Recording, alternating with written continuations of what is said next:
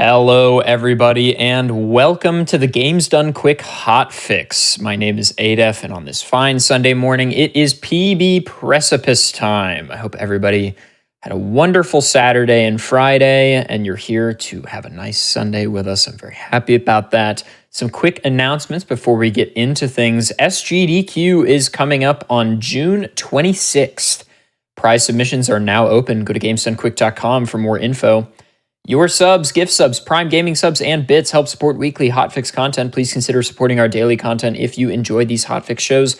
And Frame Fatales will be having its next all-women speedrunning event, Flame Fatales, in late August. Type !FF in Twitch chat or go to GamesDoneQuick.com/FrameFatales for more info. But right now, we are here with PB Precipice, the show all about real PB attempts from real runners. I don't think I've ever given the tagline like that, but that's okay. P5 is who is joining us today. Player 5, how you feeling?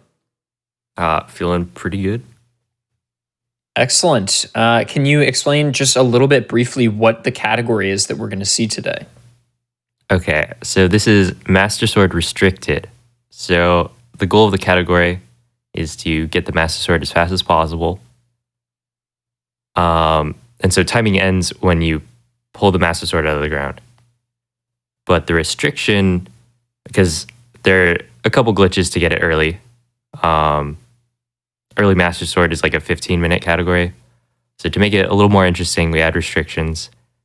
And essentially, those glitches to get it earlier are banned. So there's the campfire glitch, you might know, and heart duping is also not allowed. So essentially what we're doing is collecting 40 shrines. And then you get the hearts, pull the Master Sword, timer ends. Fantastic. Well, P5, let's tarry no further. Whenever you're ready, you can take it away. All right. I suppose I will start the first attempt. There we go. And gamers, just to remind you, PB Precipice, player 5 can do as many attempts as he'd like and is free to reset whenever he'd like.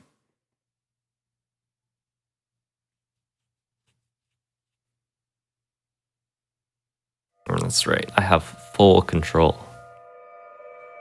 It's crazy. Well, not full control. No, my power. I know, it's so sad. At first when you said that, I was like, oh my god, did his power go out?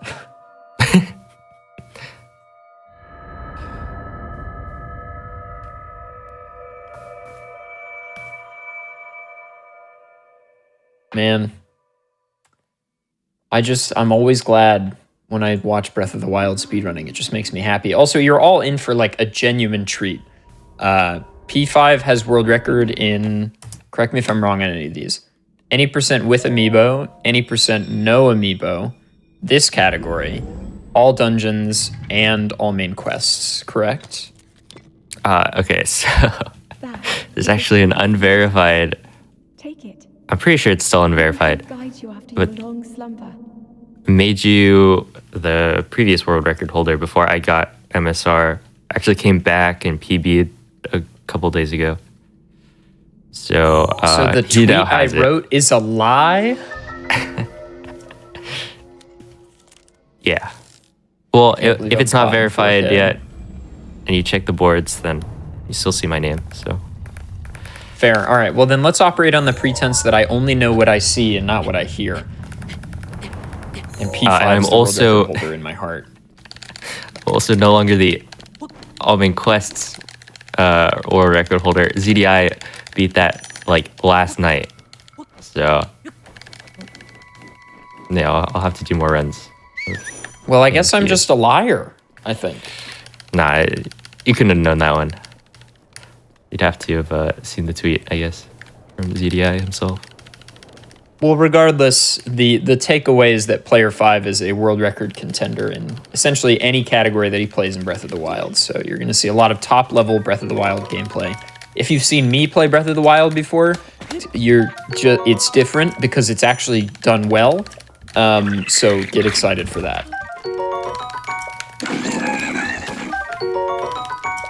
Also, P5, how much of the glitches do you want to explain and how much do you want me to take? I guess I can explain some of them. Yeah, go right ahead. Well, I guess there was that scope clip. Head for the point marked on the map in your Sheikah slate. If you're like running into a wall with the camera facing the opposite direction at a pretty specific angle, when you press scope, it turns Link around and and clips him through the wall because of the turnaround. And then right there is another clip called a shield clip, where see I climbed the wall, did a shield jump on it. That's to set a thing called skew. Essentially, it's just by shield surfing onto a sloped surface, you get this angle set that you can use to clip through walls when you do a shield jump unequipped. It flicks Link back at that angle, and then you go right through the wall if you do it right. And then right there, did a couple of glitches. There's a lot in the first 3 minutes. The first bombs is a crazy split. Yeah, if you haven't seen Breath of the Wild speedruns, you don't know what's going on. The pot thing, the pot slidey glitch, that is called BLSS, or Bow Lift Smuggle Slide. And essentially, we're doing a bow lift smuggle. So you pick up the pot while Link also takes out the bow, which essentially we can put the pot on Link's hand. By doing that, he enters this special state called, I think it's B-lock, because it essentially blocks your use of the B button, and there's a few side effects to it. One of them is that I barely missed. I was so close. Yeah, one of the side effects is that when you do a special step up animation that Link has, that step up animation is not affected by gravity. So when you do that, Link just starts gliding without falling. He's hovering, and then the collision of the object connected to your hand is constantly pushing Link, so you can actually accelerate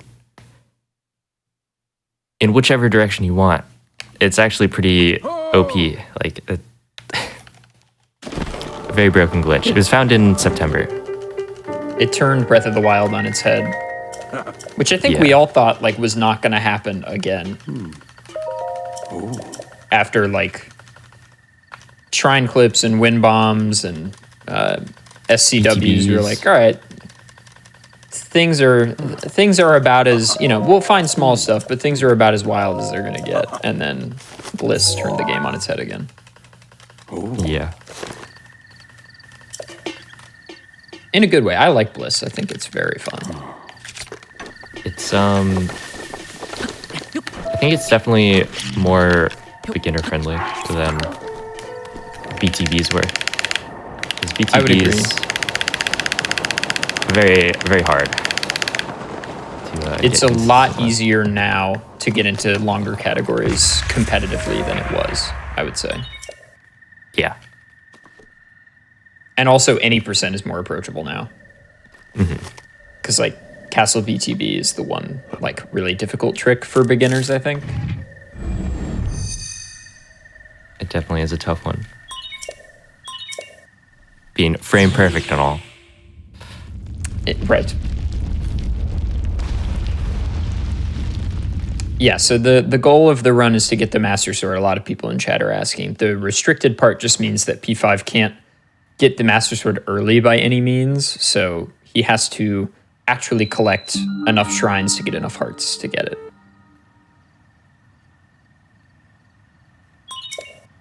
Okay, so right here, I'm getting the tower, right? Normally, you see an any percent run, you just clip into all the shrines. Why would you get tower? If I don't get tower now, I'm doing 40 shrines, so I'd have to clip into 40 of them. So it's very unlikely that I would not mess up any of the clips. It actually, saves time to get the tower, because it also means I can warp to shrines. Right, if I don't activate them, it doesn't create a warp point. So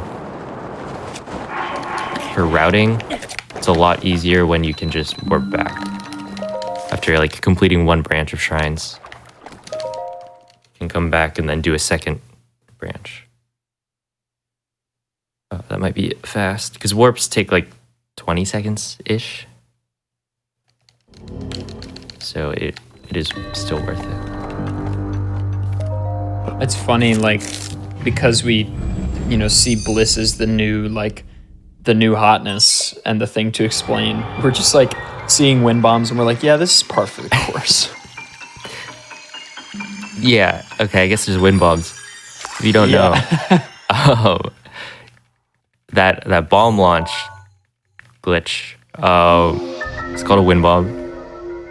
Essentially, I place the circle bomb. Well, I guess you can do either, but essentially I'm placing the first bomb, entering bullet time, placing the second bomb, and then blowing up the first bomb in bullet time so that it launches the second bomb into Link, giving him a ton of speed.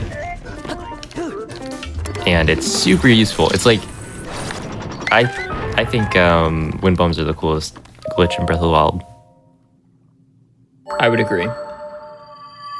Because they're so versatile. Yeah, exactly. And they have a lot of depth to it. So like, when you enter bullet time, where you place the bombs, what angle you're facing, like all of that matters. And so like, you can do a lot with wind bombs. That's kind of how I feel about like so many of Breath of the Wild's glitches. It's like easy to learn, hard to master. Like there is so much depth to wind bombs. Like Vivo's in-depth wind bomb tutorial is like 30 minutes of like really high level knowledge about the deeper side, which is like, it's just fun to get into. Yeah, if you haven't watched Vivo's video and you want to learn how to wind bomb, that's the one I always recommend.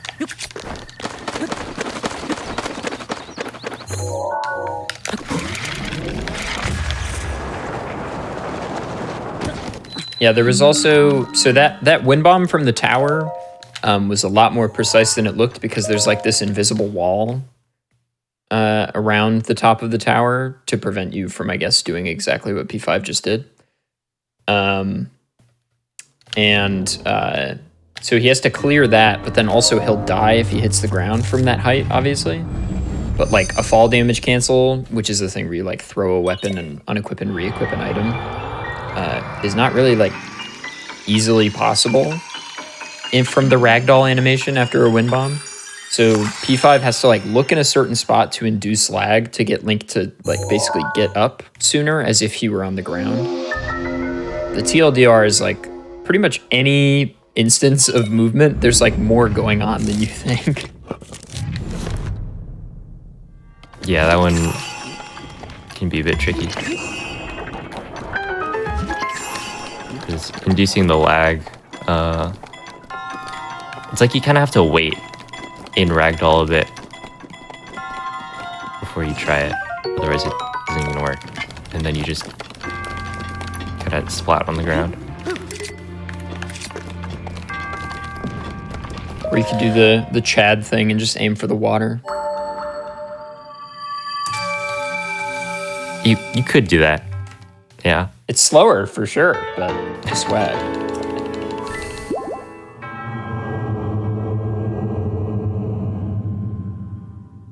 I wish I was that good at wind bombs that I could consistently land there.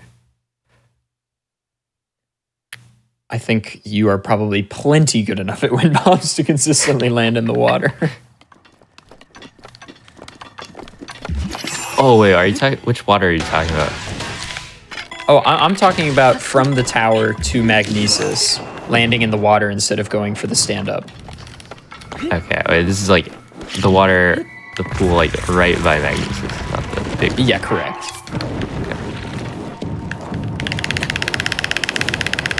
Honestly, I've never tried to actually like aim for it.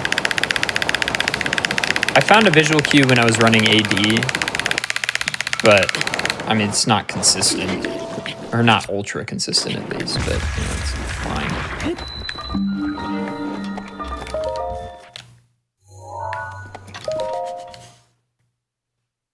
Okay, so right there, that slide is kind of cool because, well, one, we're in the cold area.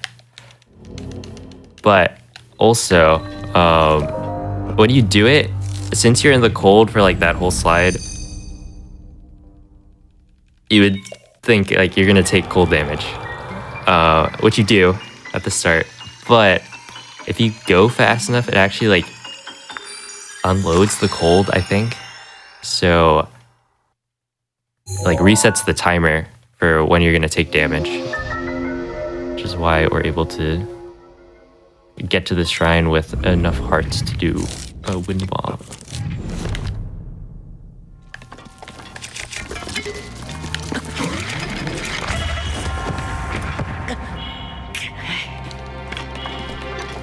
But yeah, as you can see, this will be a theme for a lot of the shrines. We just wind bomb to the end. Yeah, very few of the shrines in this game are designed in such a way that you can't wind bomb into the final area. The vast majority, it is possible. Notable exceptions would be like tests of strength are a little trickier, and then any shrine where the final area is occluded by like a wall that goes all the way up. Yeah.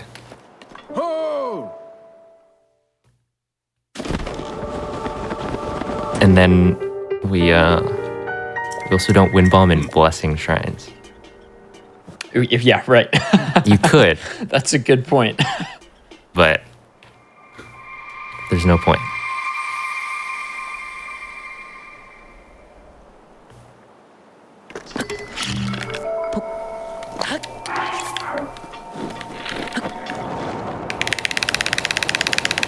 Okay, well, coming up to the first plateau being finished. It's a little slower than I wanted, but most of the time loss is in the first split, which is like the hardest split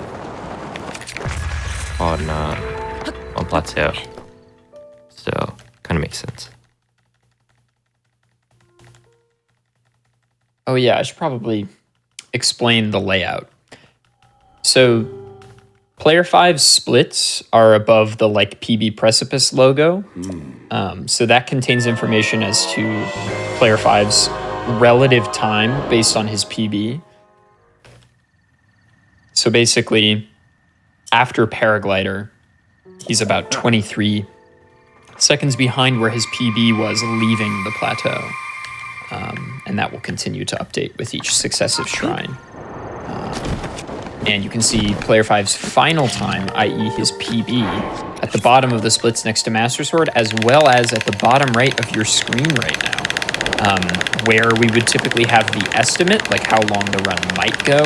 We just have the PB listed because that's what we're aiming for. So 1:18:33 is Player 5's personal best.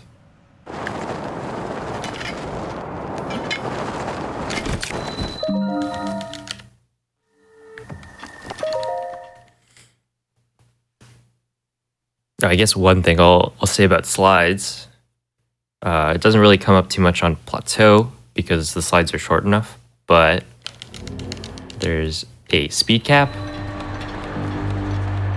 where if you actually build up too much speed, the game will stop, like it'll kill all your speed. And that's bad, so you actually don't want to be going too fast. Right there, that was one of the only shrines we do like completely normally. You can actually do a wind bomb like inside of it, but it doesn't save that much time, so I don't go for it. Yeah, there are some shrines where it's just, it's easy. Just do it normal.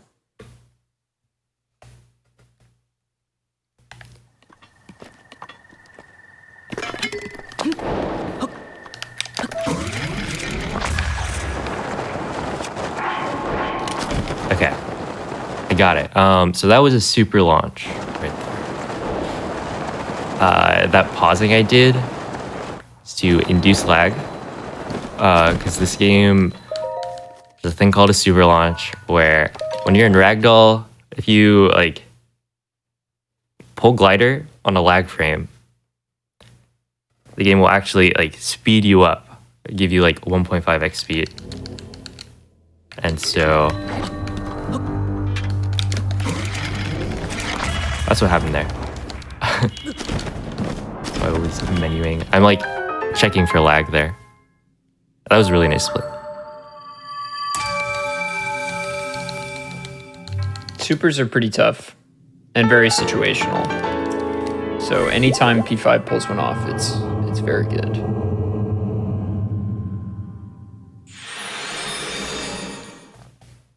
Is there any VR goggle usage in MSR? I doubt it. You can do it in some places, but you don't have to. And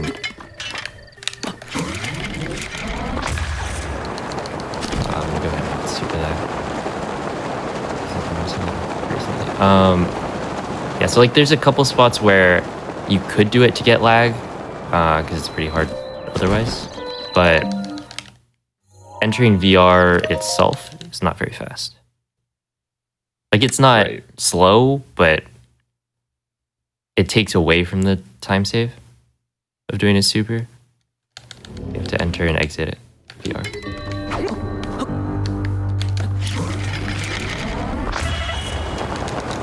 Wait, I didn't think that was gonna work. I thought I messed it up, but I'll take it.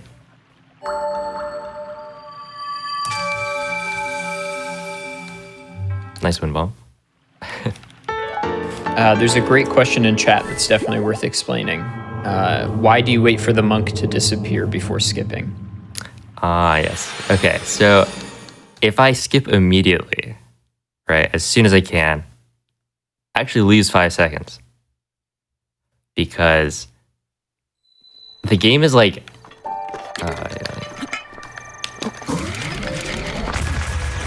yeah, the game is trying to preload like the overworld in that cutscene. So when you skip early, you're interrupting it like loading. And so the game will just like restart from the beginning, and it'll like load it twice, which takes longer.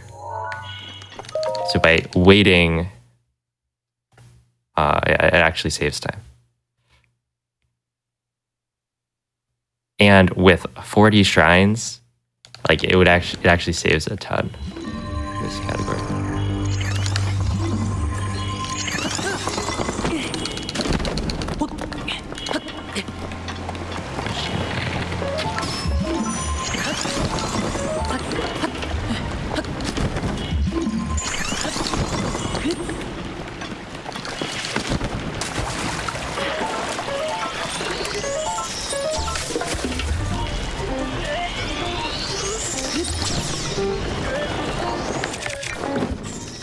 There's a strat I used to do here. Thought you were about to parry that.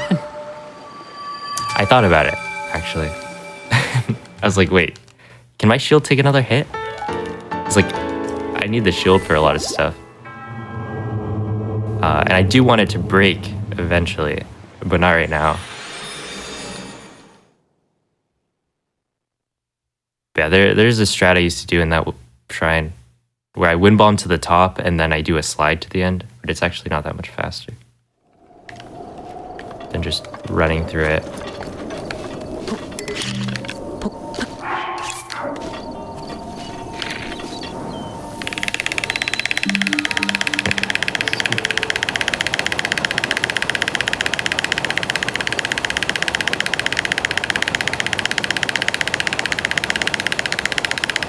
I've seen a lot of another people thing. Go ahead. Okay. Another thing about VLSS is that the way to speed up is by flicking the control stick left and right. And the faster you flick, generally the faster you'll accelerate. So that's what you're hearing when I'm doing slides.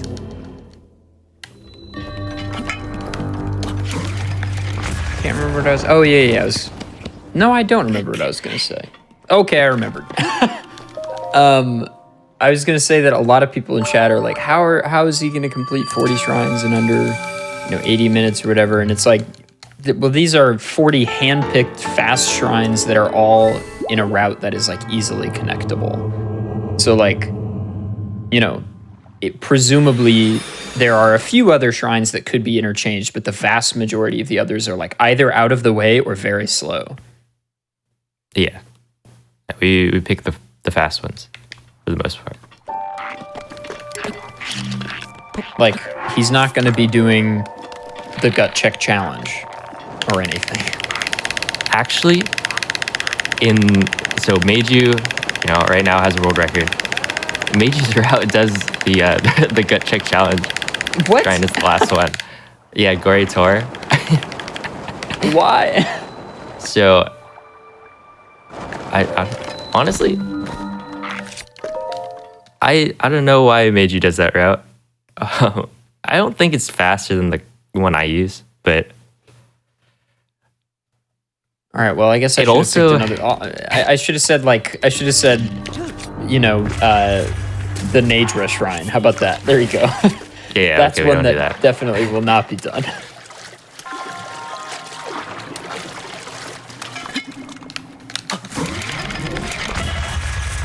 Uh-oh.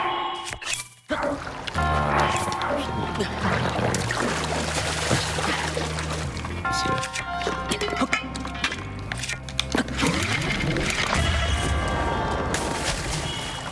Okay, well, that's not good.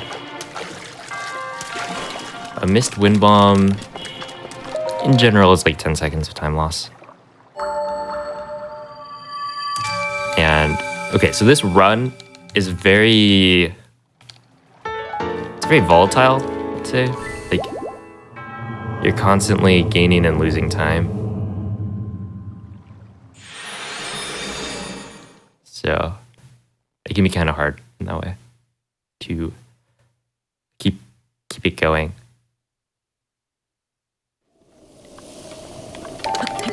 And like I said before, P5 can reset whenever he deems necessary.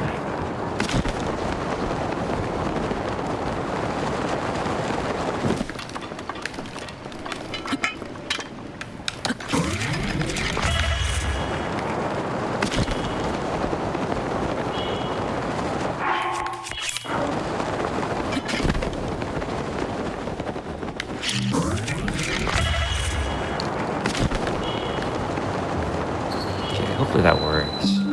There's just like... Right now we're gonna exchange a couple of the hearts. This statue is kind of problematic because you need to wait for it to load sometimes. Yeah, so P5 is unequipping and re-equipping his shield to force the game to load. Something to do with like,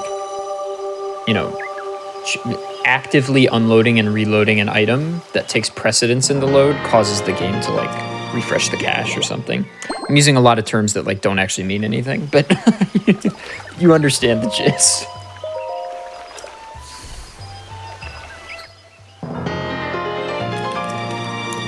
It also just, while you're waiting, it gives you something to do. Oh yeah, there you go. That's the real reason, obviously. We're speedrunners, we're bored, we want something to do with our hands.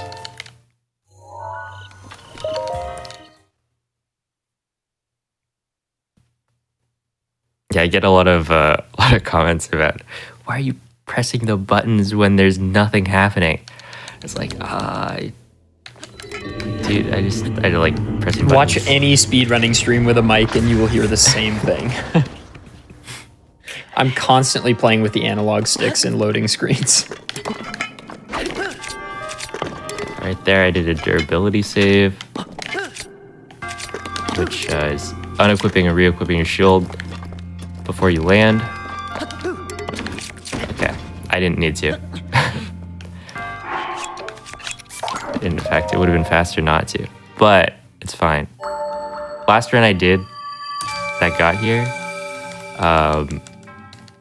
I broke the shield there, which I need the shield to clip through the wall. But then I want the shield to break right there, so it's like at the end of the shrine. Is that so when you pick up the next shield it insta equips? Yeah, and doesn't give you the switching shields text box. Right. Oh yeah. That shrine is not really a test of strength. It's like the tutorial shrine, but it has like the same layout. It's pretty common. I mean, there's a lot of tests of strength in the game. And so for a speedrun like this or all shrines, like you'll see a lot of shrines that look a lot like that, where you're wind bombing over the combat trigger so that the like enemy guardian never loads. And then you use skew and a wall clip to get, you know, into the actual game, like back to the shrine exit area. Yeah, the wind bomb to skip the cutscene is very important.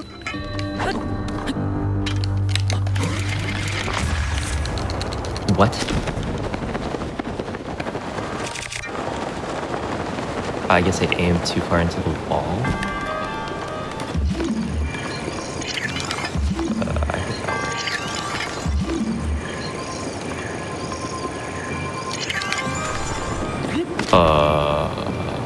Sure. Okay, so this is admittedly not great. I was supposed to do 2 wind bombs and like land in the cage with the monk, but that works too. Wait, why did that one cryo break under the... I don't know. That was really weird. Yeah, that's not supposed to happen. It's like, I don't know how it broke, but it did its job before breaking. There you go. Yeah, there you go. Good enough.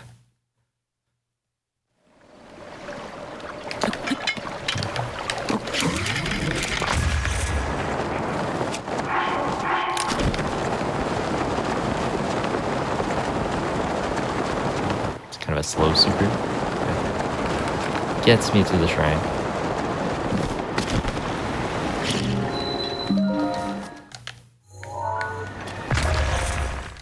Oh, Gamers, right there. I'll use this... Oh, go ahead. I placed a bomb before because I knew there were rocks there, so I placed a bomb there to blow it up because they were unloaded when I got there. Oh, that's really smart. I was just going to say follow P5 on Twitch. The link is in the chat if you're on YouTube. The link is in the description. Twitch.tv/player5. There's no underscores anymore. There's no spaces or anything. It's just player5. Check him out. God of gaming.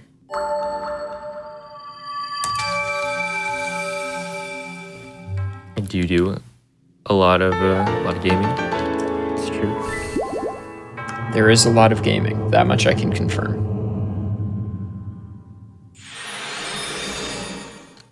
Okay, so this split right here, read the heat,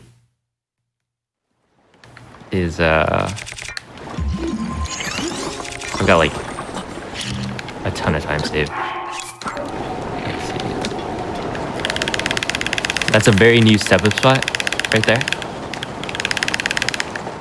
Found by ITNT piston. That is gonna save me like 50 seconds or something. It's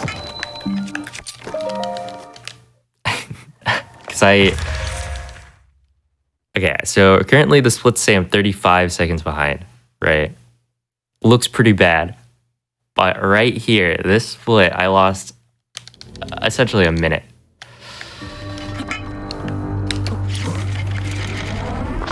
So, as long as I can hit that wind bomb, which I did, we are now pretty far ahead. Would you look at that? Yeah. Gaming.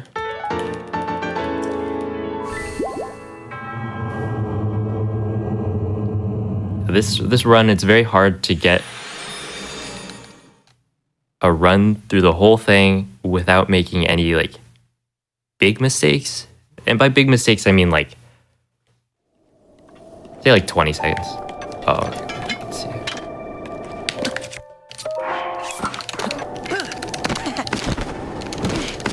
Okay, let's go. Right there, I did a cool thing. It's an SCW, or Shrine Coordinate Warp. Essentially, I'm activating the first, that first shrine's elevator. But you see, I'm in a different shrine. This is actually the one at the top of Dueling Peaks. So, the gist of it is you can use the activation of one shrine's elevator to enter another shrine. That's what I just did. It skips having to scale the whole Dueling Peaks and makes these 3 shrines really fast to do together. But it is pretty hard, so glad I got it first try. In fact, I have to get it first try, or I lose like 20 plus seconds. The individual shrines are like the activation pedestal is based on a region. So he's basically just activating a shrine so that like he's activating the pedestal so he's, you know, in that state and then just enters a different region. So it's like, oh, well, it's that shrine, not this one. If you have to activate the shrine or like interact with the elevator while you're not like actually touching the ground, because the game checks while you're on the ground whether or not you're entering a shrine elevator. So you see, I do a fall damage cancel against the wall of the shrine, because fall damage cancels, the way they work is they like reset your grounded position, but you're not actually grounded. So you're able to get like wall jumps if you do a fall damage cancel like right up against the wall. Yeah, by doing that, oh, that is gonna be the first reset.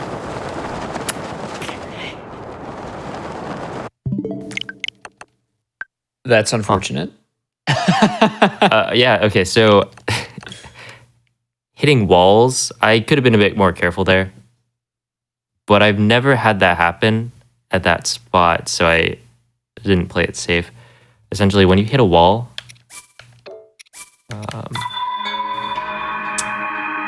the game, sometimes it'll just drop you out of BLSS.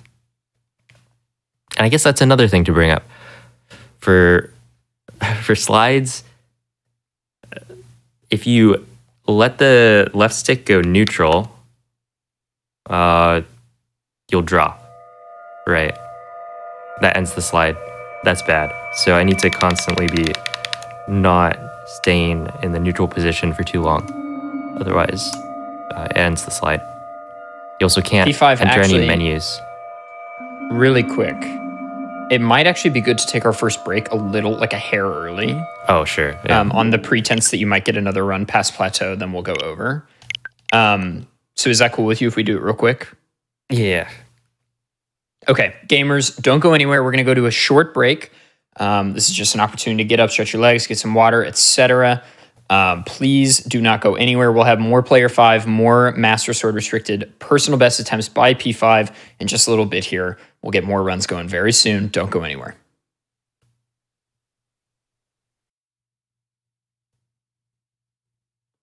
Hello, everybody, and welcome back to the Games Done Quick Hotfix. My name is Adef, and this is PB Precipice, the show all about showcasing personal bests and runners performing them live for your very eyes.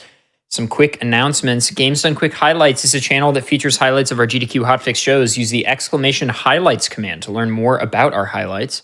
If you're watching on YouTube, go to twitch.tv/GamesDoneQuick if you're interested in looking at our live content starting weeknights at 7 p.m. Eastern and weekends at 1 p.m. Eastern.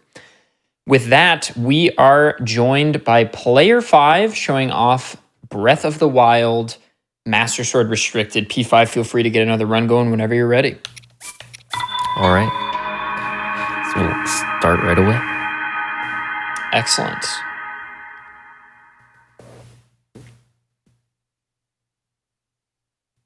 P5, I feel like I don't know much about you. I feel like I'm devoid of information about who P5 is.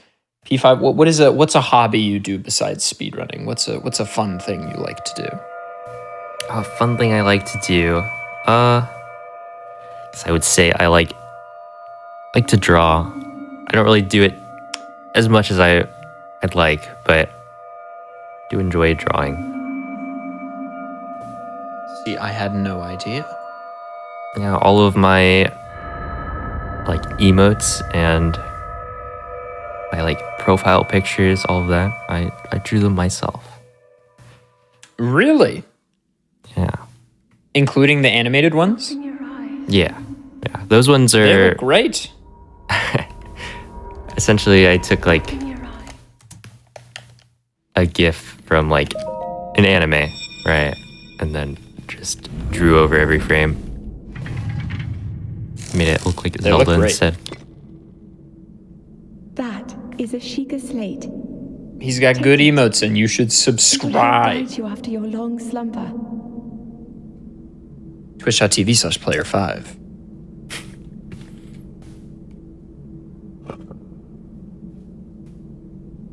Ooh, I guess here's something. So I'm currently playing in English.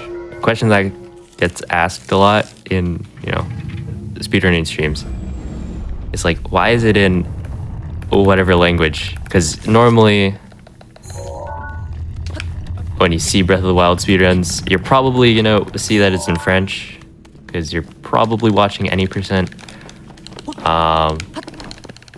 And the language, different languages take different amounts of time because the cutscenes are all different lengths based on what language it's in. So in any percent, French is fastest, but in this category, it's actually kind of interesting because French would be fastest, right? Because we're not really doing anything, getting any cutscenes off of plateau, except for this one shrine I do. At near the end, it's the second to last shrine, is one of the labyrinths. So if you played the game casually, you'll know the monk, when you enter the labyrinth, will give you a little text box saying oh, this is the puzzle, try to get to the end. Head for the point marked on the map in your Sheikah slate. That is actually much faster in English and Russian than it is in French. So that's why I'm actually playing it in English.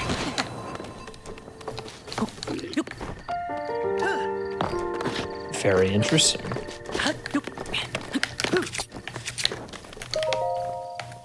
Yeah, this is one of those rare Zelda games where Japanese is much slower. Yeah, Japanese is the slowest in almost every cutscene. Maybe that was intentional. some of them, it's just like they just write more. Like the characters just are saying more lines. This was all a ploy to get people to stop speedrunning in Japanese. Nintendo, they knew.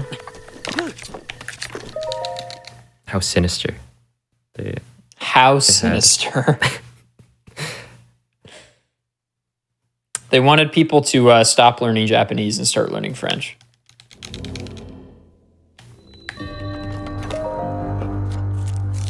For some reason.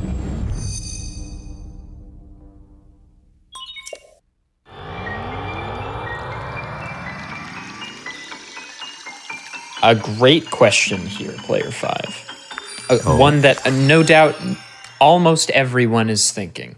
And I know we're all waiting with bated breath for the answer. Why is your name player 5? Ah, yes. Well, it's because I thought it would be funny. Oh, yeah. Oh, like, these pegs are,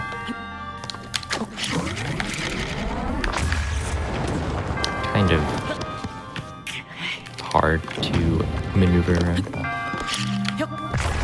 But yeah, so essentially I played a lot of like Smash. And so it was like in Smash 4. It's playing online. I actually played the like doubles mode with my brother. But there are only 4 players max in that mode. So I was like, what if I made my tag player 5? Wouldn't that be so confusing? And I think I did confuse some people. When I used to go Player to... 5 is player 4. Exactly, right? Yeah, when I used to go to like locals, I would get the, oh, you need to change your tag when it was already set. And then they'd feel silly. Like, oh, wait, that's your tag. Like, haha, got him. Haha, got him.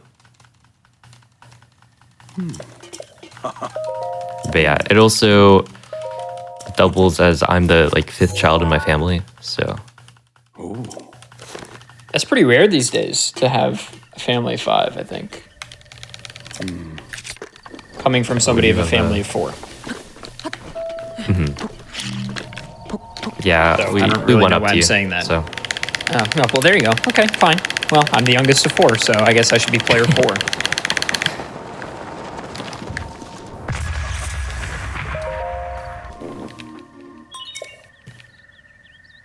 But yeah, that is the lore.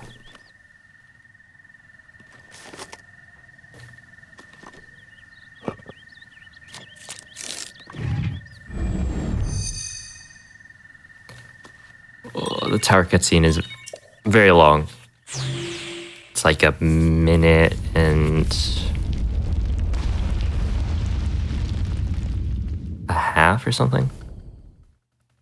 It really is actually pretty nutty just how much stuff rising the tower changes in the overworld. Like the other, that cutscene where all the towers raise out of the ground, like legitimately they raise out of the ground when you raise this one. So like if you travel elsewhere and you haven't raised the tower, they're not going to be raised. Yeah. My favorite part of that is the one tower. It's like right next to Korok Forest. There's a skull on top of that. And if you don't raise the towers, the skull is still there, floating in the air. That one's so good. If you can get there, the Royal Claymore is still there.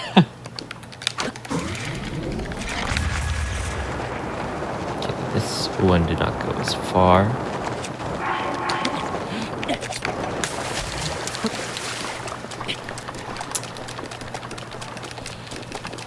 That's fine. As long as I don't die there, it's good enough.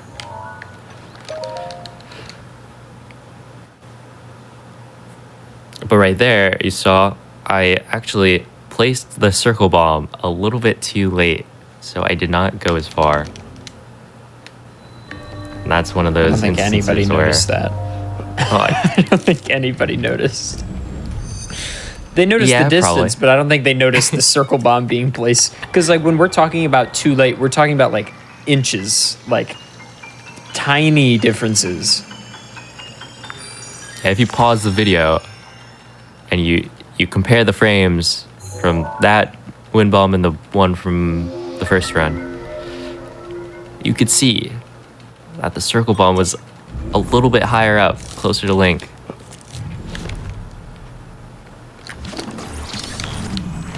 Yeah, that's something where I feel like a lot of runners will, when they start out, it's like, wait, how can you control like precisely when you're dropping bombs and like entering bullet time and stuff? And it is hard. It takes a lot of practice, but you can definitely tell once you've done it enough. When you have placed the bomb too late or too early, you get a feel for it. Especially for like specific setups.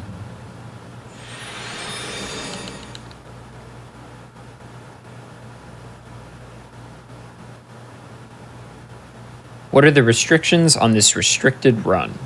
The restrictions are that you can't, like, the goal is to get the Master Sword by the quote-unquote intended means. So glitches can be used for individual shrines and movement and stuff, but you cannot use a glitch to get the Master Sword early.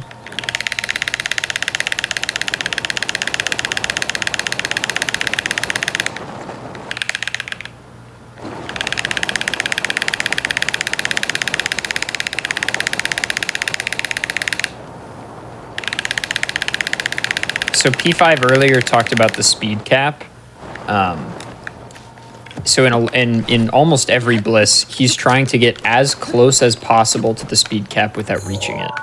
Because if he reaches it, his speed goes to 0 and he has to recharge. So he doesn't want that. But you want to be as close to the speed cap as you can be, because obviously it's faster to be going fast. True. It's faster to be going fast. I mean, that's what they say. It's actually interesting because, okay, another thing about the game is... Well, you gotta turn sometimes. Right. But world loads and, like, loading is pretty inconsistent. And sometimes going too fast, it seems like it gives you more world loads. So sometimes it could be faster to go slower if that avoids those loads. Right, you'll see if I'm going super fast, the game will just like stop for a bit and it's like catching up trying to load stuff.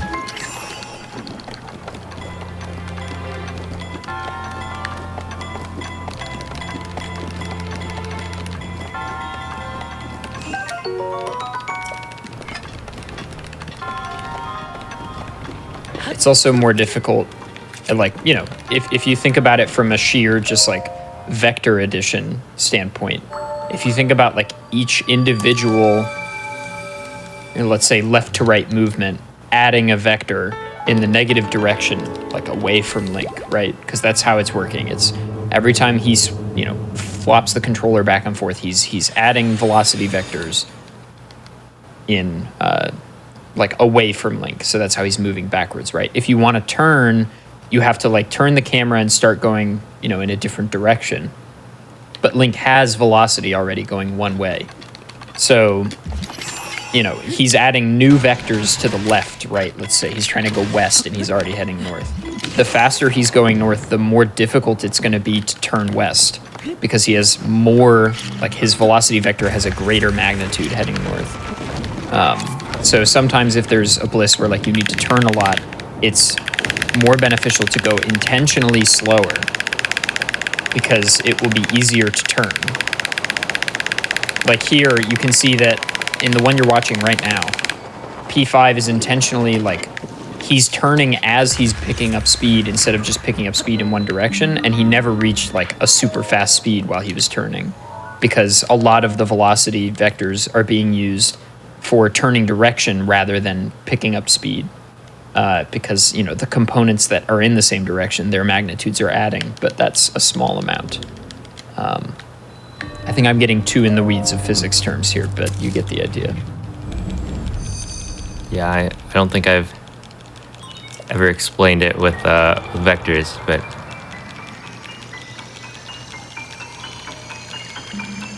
yeah, that is all correct. When you're going faster in one direction, it's harder to change direction. Yeah, that's the easier way to say it. That's definitely the easier way. But, for anybody who wants a more in-depth, like, physics engine explanation, that now exists for you. I hope you enjoy.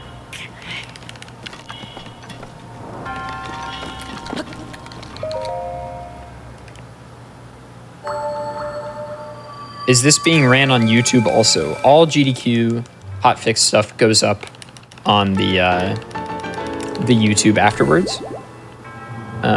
YouTube.com/GamesDoneQuick. This run is no exception.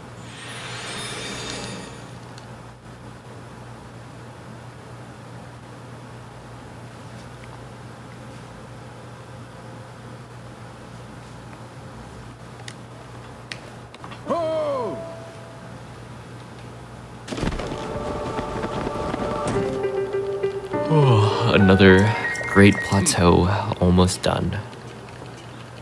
Almost exactly the same pace as the last one. Yep. I would have wanted it to be a little faster, but it's also not good to reset too much in the first split. Yeah, that's definitely a mentality thing. A mentality breaker to like reset a bunch in the first split, in my opinion. Mm-hmm. Especially the first split is very hard to get right in this game. Oh yeah. I mean, in the first run, we're trying to explain everything, and there's a lot going on. So it means there's a lot to mess up. P5, I've come up with a better analogy. Oh, okay. For the bliss to try to explain this whole vector nonsense. Okay, take two. Take two. You know how when you're running really fast, it's more difficult to turn than when you're walking? There you go. Like in real life, not in the game. Sometimes in a game, but... Well, yeah, but I'm trying to give people a real-life perspective. Or like in a car, if you're driving, it's easier to take a turn if you're moving really slowly. That's why, timid first-time drivers go so slow, because it's easier to maintain control because you don't have such a big velocity vector in one direction, so it's much easier to accelerate the other direction.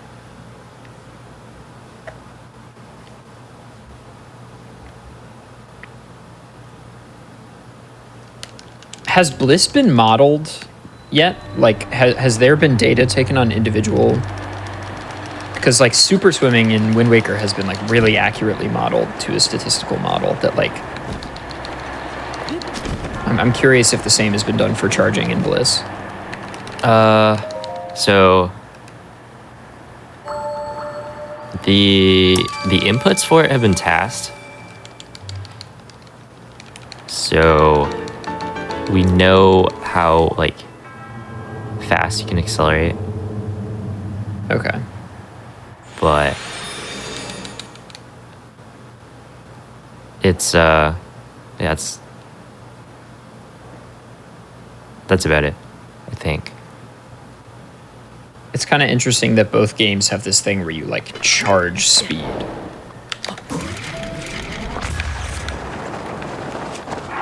Very weird. Yeah, charge speed by flicking the control stick. Well, I guess that's That would be unbuffered. Well, if you're doing manually, Manual yeah, you switch. flick the control stick. Oh, unloaded. Let's go. Oh, that's another thing.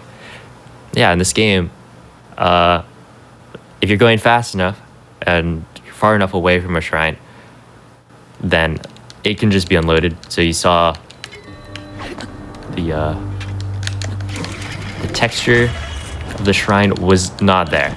It was like, people say it's a potato shrine. And that will save us some time because I don't have to open the shrine. I can just walk right in.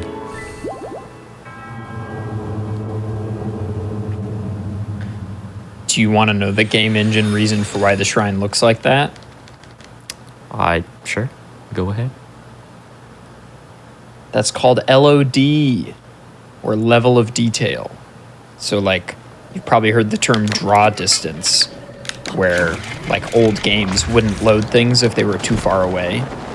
The modern solution to draw distance is this thing called LOD, where lower res versions of textures will be loaded at a great distance because you don't need the same level of resolution when you're really far away.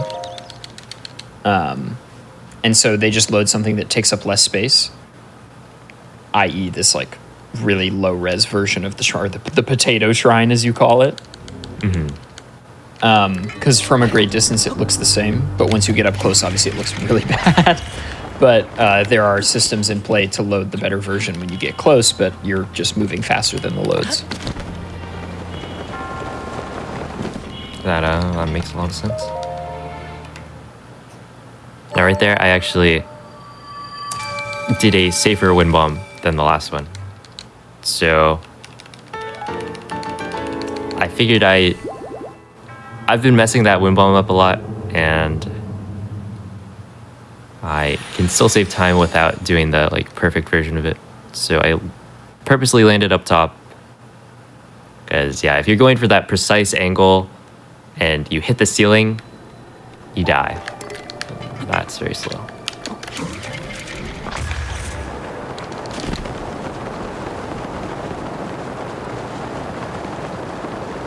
But there are a lot of kind of like backup or backups and more consistent strats you can do in this category to make it easier.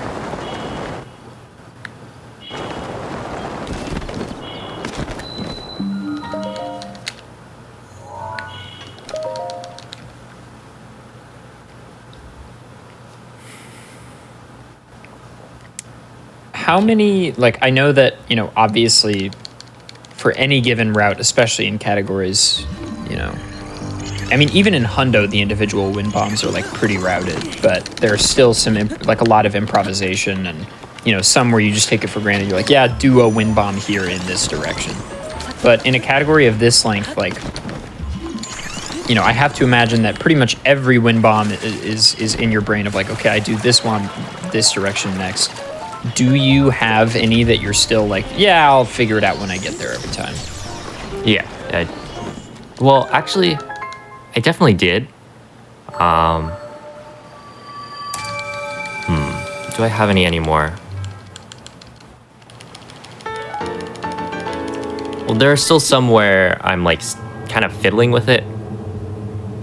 I'm trying to figure out in runs, like what's the fastest way to do it. And like it's kind of like I'm iterating on it, trying to find the best wind bomb. But that's something I really should be doing in practice. But there's a lot of wind bombs to do, so. That's classic, though. You like think of a better thing mid-run. You're like, oh, maybe. Well, why don't I'm here. I'll just do it now. Yeah.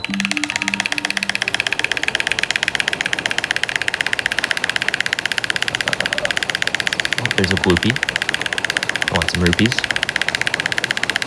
You can like hit that. We'll give you some. Not a lot, but.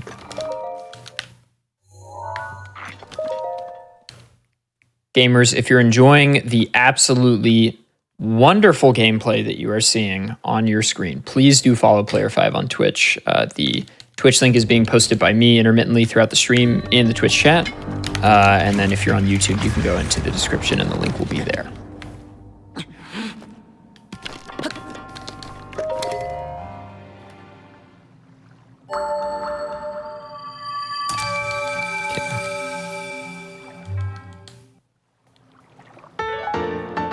Seriously, how does this flying bomb thing work? It's probably worth re-explaining Bliss at this point. Okay, so BLSS, or bow lift smuggle slide. Essentially, you pick up an object with the bow in your hand, which you're not supposed to do, but you do it anyway. And that allows you to... Wait, that one would have worked. That allows you to essentially go into this state where Link's got the bomb attached to his arm, and in this special state, when Link does a step up, like a special animation, that step up isn't affected by gravity, and the bomb in Link's hand, the collision of it, is constantly pushing Link. So you combine those two and you can fly.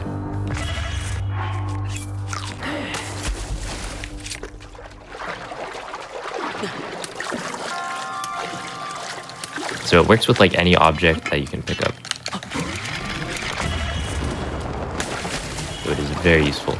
And you essentially, you can like go as fast as BTBs whenever you want, whatever like direction you want. It's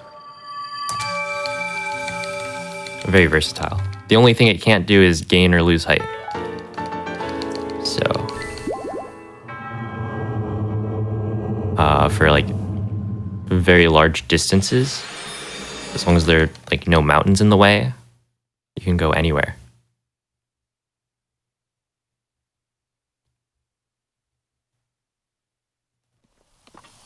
How busted is your joystick? Honestly, the Procon joystick is like pretty robust. Yeah. I'm still using the same controller from when it was first discovered. Same.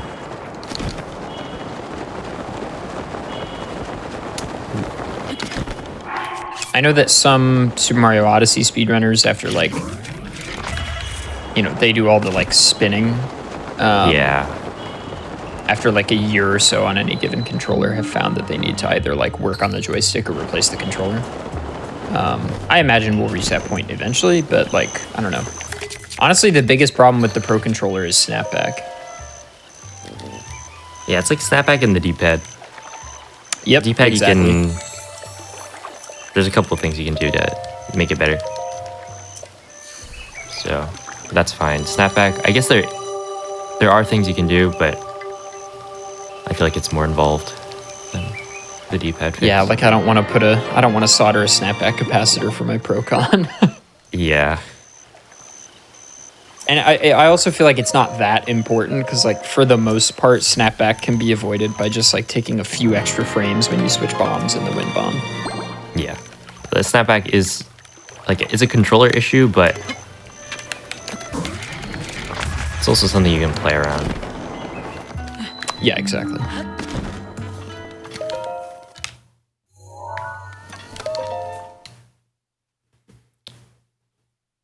Although there is also some people, I don't do this because I don't want to rework my muscle memory, but some people use bumpers for menuing.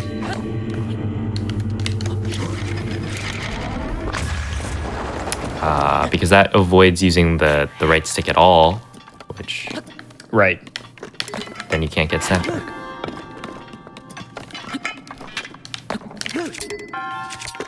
I used left stick mostly. There we go. That's the perfect Or I think I do. durability. Hang on. How do I'm going to do the inputs really quick. I don't actually remember. Oh no, I used right stick. Never mind.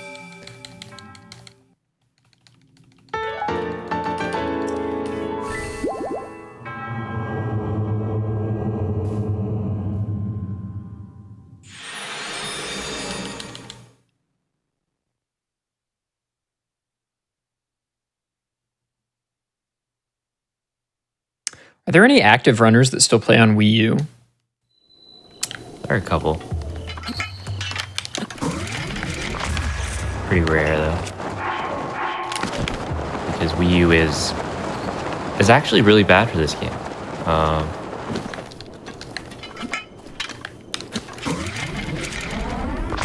Like the Wii U was faster for a while, and then I forget which version of the game. Like they updated the game, and essentially I think it was like they made it so that the Switch could overclock to help with loads. So a lot of the loading screens got a lot faster, which meant that Switch overall was faster than the Wii U.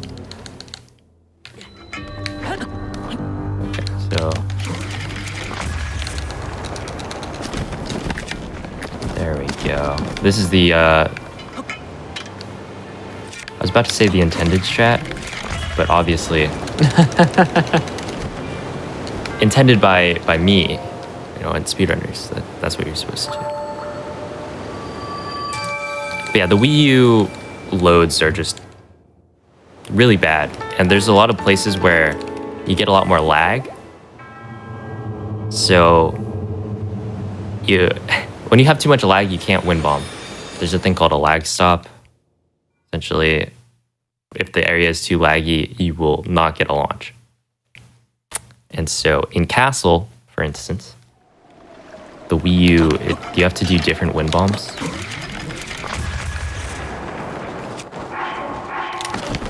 Because it can't handle it.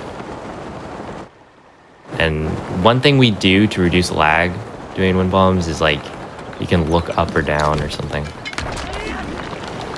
so that you're not looking at anything that would create lag. But in Wii U, sometimes that's not even enough.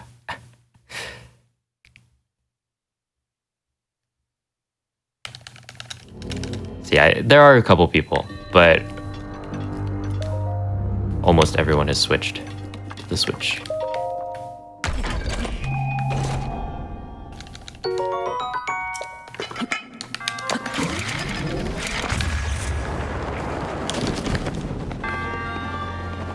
Okay, that was kind of a slow wind bomb to the shrine, but it's quite all right.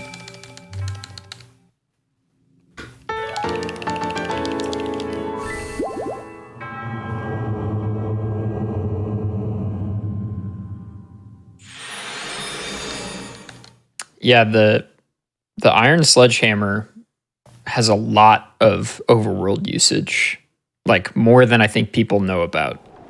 Like I think people know that you can obviously use them to break the ores, but you can also break the like boulders hiding things. You can one-shot tiny taluses. And do a ton of extra damage to the big taluses as well. Oh, also, probably worth mentioning, certain items when blissing accelerate Link at different speeds. So like, for the vast majority of blisses, player 5 uses the circle bomb because it's, you know, it's convenient to be able to make a pick-upable item. And it's right there. But it is more beneficial than the square bomb in almost every spot, just because it accelerates Link more quickly than the square.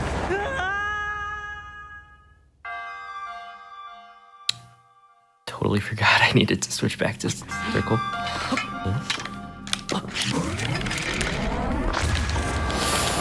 Okay. It's fine.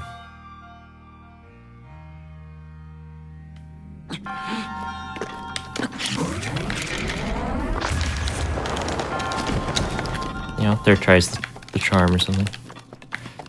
Still ahead. That is what they say.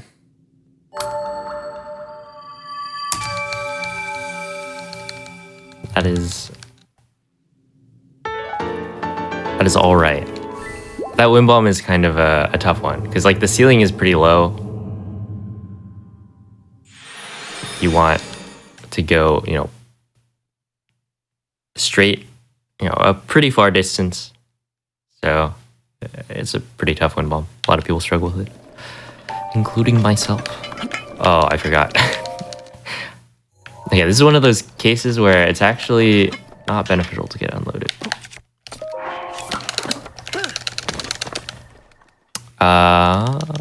Is there time for another reset, right? Yes. Okay, well then, reset. Right there, I actually didn't get the jump. When I do a shield surf there, I'm trying to then jump. Essentially, if you're too close to the shrine, it will force you to enter the shrine. So I need to escape that like shrine base. But I actually missed the jump, which doesn't happen very often when I have the slick shield.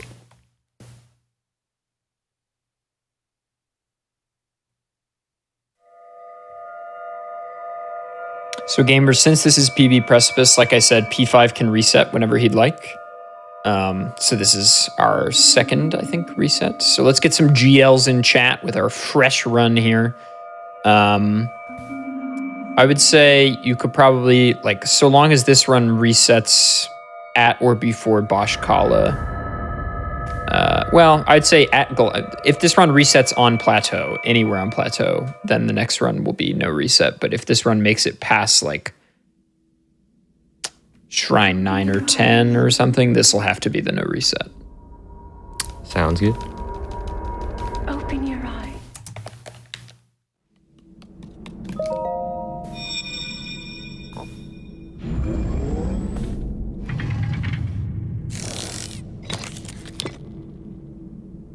That Yeah, there's a lot of time save in this run. It will help. Like I don't have to be ahead at say Rita He, but I do have like 50 seconds to a minute that I can save there. So I would prefer to be like decently ahead at that point, or at least not behind. Because if I'm behind, then you have to, have the rest of it be a little bit more consistent. Also, yeah, since the show, our production people are doing a lot. So like, also, yeah, you can reset now. That's totally fine. Our production people are doing a lot of stuff. So if the timer is ever like slightly behind or ahead or whatever, like it will get fixed. Don't worry about it, chat. Like we're aware. We know. And the splits are always accurate. So the timer in the top left will like always be up to date.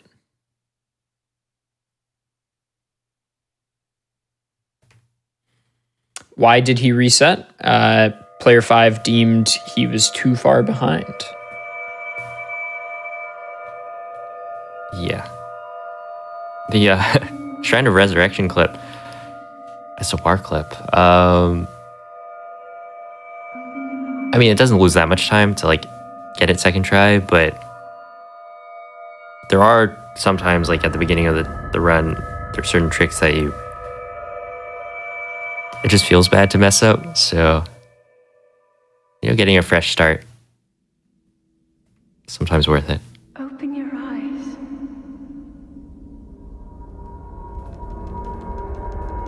Open your eyes.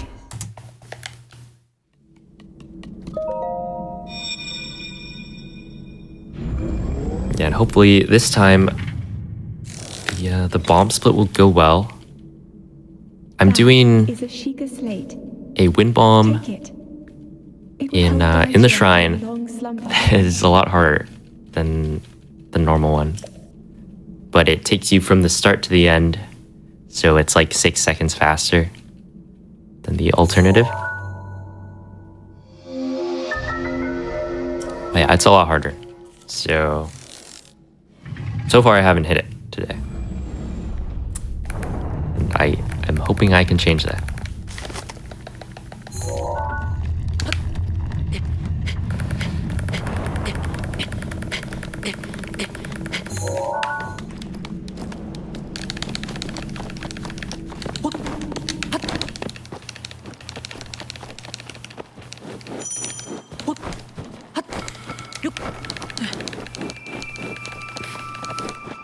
See, I guess one thing is there's whistle sprinting, which has been around since like day one of Breath of the Wild. So if you weren't aware, when I hold whistle and then like spam B, as I'm doing right now, you can see I'm regaining stamina, but also moving pretty quick. It's like 80% the speed of sprinting, so pretty useful when you alternate between the two modes of running.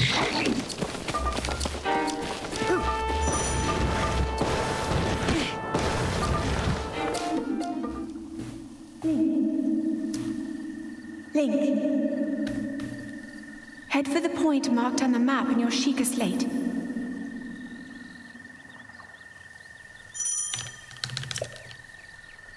Do you have a favorite and least favorite shrine in the game, P5? Yeah, so I think that my favorite shrine is probably Bosch Kala. It's very satisfying, riding the wind. Very simple shrine. Right off plateau. Least favorite shrine, I think that kind of changes depending on like how runs have been going. A lot of the time though, I haven't gotten there yet, but Shoda Saw is a bad one. It's like a shrine behind the waterfall in the Farron region.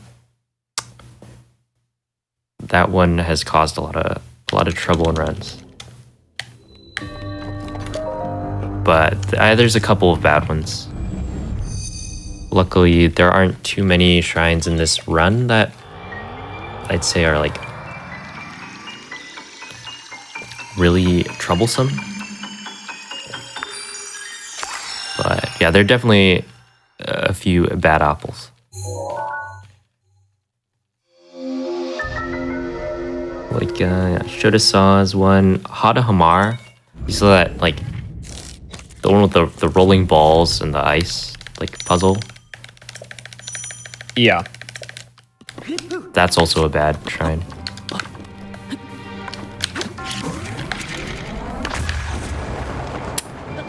Almost. So close. Like, come on, game. So that thing that P5 is trying is called the Gamer Wind Bomb. It's basically the most difficult version of the bomb shrine is going straight from the pedestal at the beginning all the way over to the end. It's quite precise, and it doesn't like really hurt to go for because you can wind up just below. So like you don't save as much time, but you still skip the vast majority of the shrine.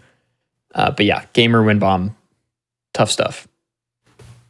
Yeah, it's faster than running through it, but it is slow. Like if you miss it, it is slower than doing a different wind bomb that doesn't go to the end of the shrine, and you'll have to like blow up the rocks and climb the ladder anyway. But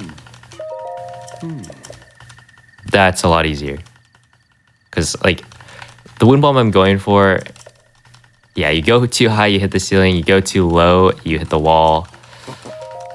You can't pull glider, so you need to go, far enough. Right there, I didn't go far enough because I barely hit the wall in front of me. So it's like very precise on everything, from bomb placement to bullet time timing to detonation timing. Like it's all very tough stuff.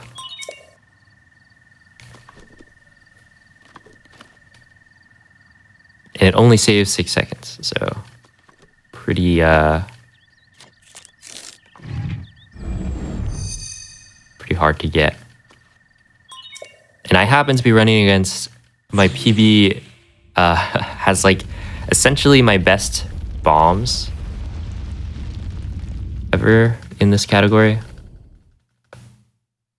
Yeah, 403 or 402 picking up all that food at the Boko camp is like stupid. It's also running in English. That's really fast. Yeah. I actually got a ragdoll cancel, which essentially means like there's certain times where it's like Link kind of abruptly exits ragdoll. So actually on this wind bomb, I'm trying to induce a ragdoll cancel using lag. So you'll see that, but that happened when I did the wind bomb because I landed right in front of the monk. So it was the perfect wind bomb. That's why it was a 402. So yeah, I've been losing like consistently almost 20 seconds in that split. Which, with it being the first split, is it's a little bit tough to look at, but if I wanted to, I could run against like balanced splits, I guess.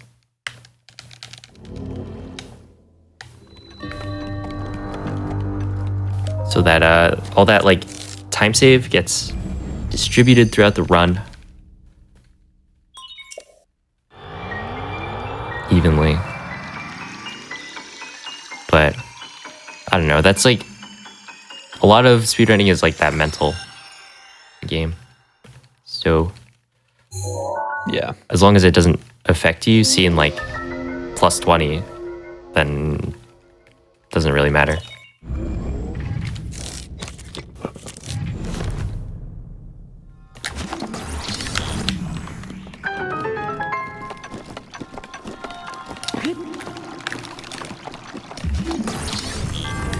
The 5-head play is to always run against some of worst. I have done that. Because then you always feel like you're on the god pace. And it's so funny, like, you know you're, like, I'm half joking, but, like, you know you're not on good pace necessarily. Like, you can feel it and you know the times, like, without looking at the delta. But at the same time, big gold number, big green number give good brain chemical. Like, true. Just seeing the negative number is like, oh, yeah, all right, let's go. Yeah, and sometimes it's like, you know, chat doesn't know. Yeah, there you go. They would never look at the comparing against thing.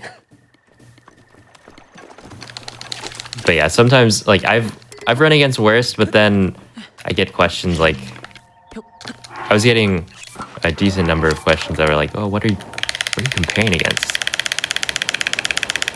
It's like, no.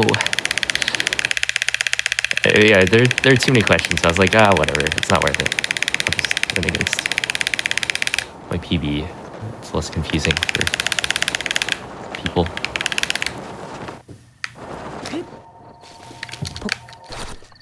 But it was at a time where I was running a longer category. And so I just needed to get runs going, even if they were behind. So it's running against worst.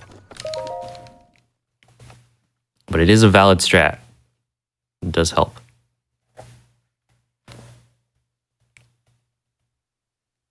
And there are people who change their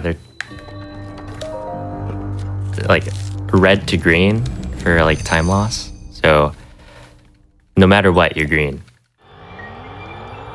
Always get the good chemicals. Yeah. Just don't read the number, right? Or I guess it's the sign. Yeah, I guess I just look for I just look for the color. I can't see the the plus, the minus, the number. Who needs that? Green good, red bad. Or there will be people who will, I think this is mostly just for memes, but like they'll change their green splits or red splits to be gold.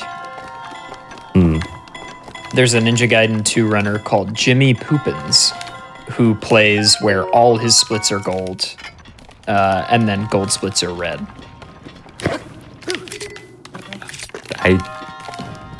Yeah. Whatever works. It's not confusing for anyone. Gold splits are red. I was not expecting that. I think that's the case. I know that at the very least, like, everything is gold. Mm-hmm.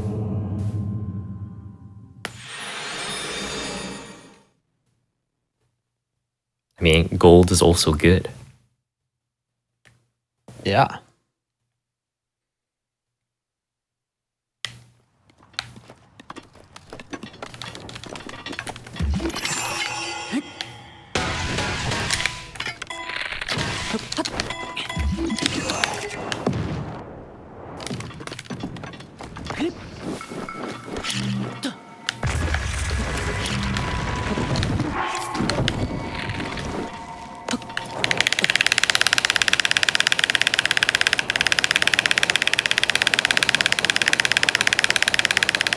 Yeah, P5 is doing a lot of, the pot lid has the same durability every time. So he's doing a lot of intentional stuff to maintain the pot lid's durability for as long as he needs. Yeah, it's like 3 hits after, or it can take 3 hits after you you see the badly damaged prompt appear. How does shield damage accrue when you're in a shield surf? Like, is it only the initial landing, or does it continue to take damage as you shield surf? I believe this got explained in my chat somewhat recently. But it's like you have to be shield surfing for a certain amount of time for it to deal extra damage, and I think there's a multiplier that is based on the shield, like for how much durability it'll take when shield surfing. So if you just shield surf for like 1 second after the initial landing, it will not take any extra.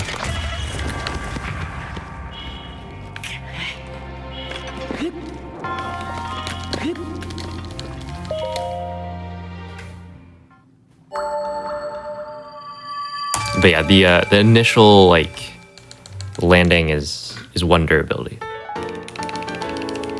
That one is pretty clear. Unless you're on like snow patches and sand, like you don't take any durability from that.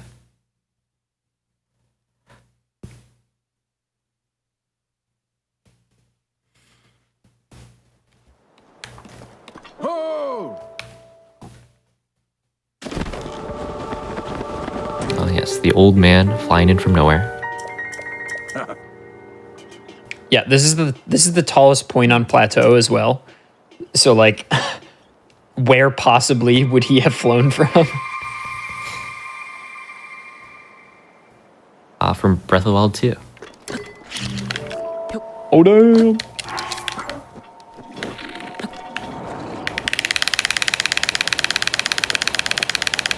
The islands in the sky.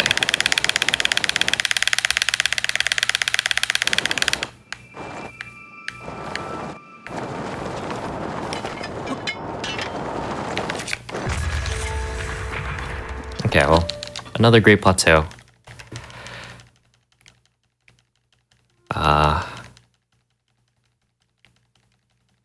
Yeah, it's fine. This is your fastest one yet? Yeah. It's my fastest one ever. We'll say that. Sure, we'll just lie. But Okay, cool. it's fine. Yeah, this is amazing. I believe, if I'm not mistaken, you currently have world record for plateau, which would mean this is also the fastest plateau ever. If you're claiming this is your fastest, that means it's the fastest. I can't believe P5 got plateau world. He got plat world record while picking up all the extra stuff. Yeah, What I a got legend. tower too. Oh my god. Wait, plat world record with tower? Let's go. I think I probably have the plat world record with like grabbing tower, or fastest plateau grabbing tower. There's no way, right? Yeah. I should have known. But yeah, it's like just under 15 minutes. So like this isn't too far behind. And my PB has a really good plateau. The 15 flat.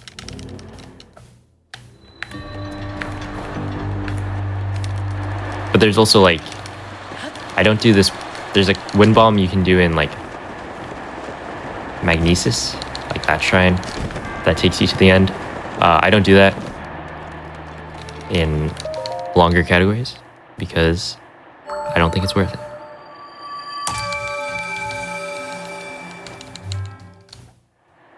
Because yeah, if you mess that one up, you kind of just die. So I would prefer not to die, and so I don't do it.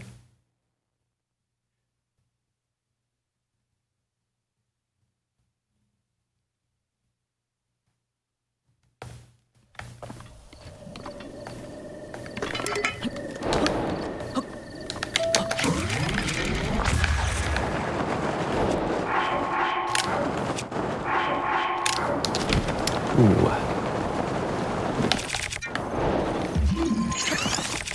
Okay. That's okay. Missed the super. Yeah. It's a good backup. Yeah, probably could have been a better backup if I did just a midair, but landing is totally fine. So like health management is a big part of Breath of the Wild speedrunning, because every wind bomb costs 1 heart to do because the contact damage of the bomb hitting you is 1 heart. Mm-hmm. And so you saw P5 eat a pepper like right before entering the shrine because he knew that would leave him with half a heart. Because obviously death is not optimal. Shocker. That's true. We don't have any death warps in Breath of the Wild speedrunning, I think, because dying is, I think it's like always bad. Yeah, I don't think there were any. I can't think of any intentional deaths. I should assume. Like I can't think of a glitch that needs that.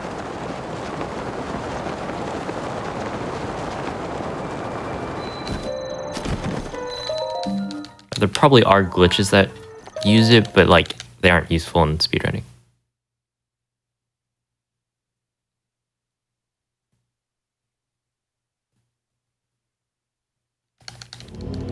One possible benefit of dying intentionally, this would never be used in a speed run, but if you're in a cold or hot area and you save somewhere and then you die of the heat or cold or whatever, you'll be back at the same place you were, but with, full health or 3 hearts or whatever. So you don't have to eat, like if you don't have any food and you need to make it through. But other than that, I mean, that's not actually fast, just that's a more casual strat.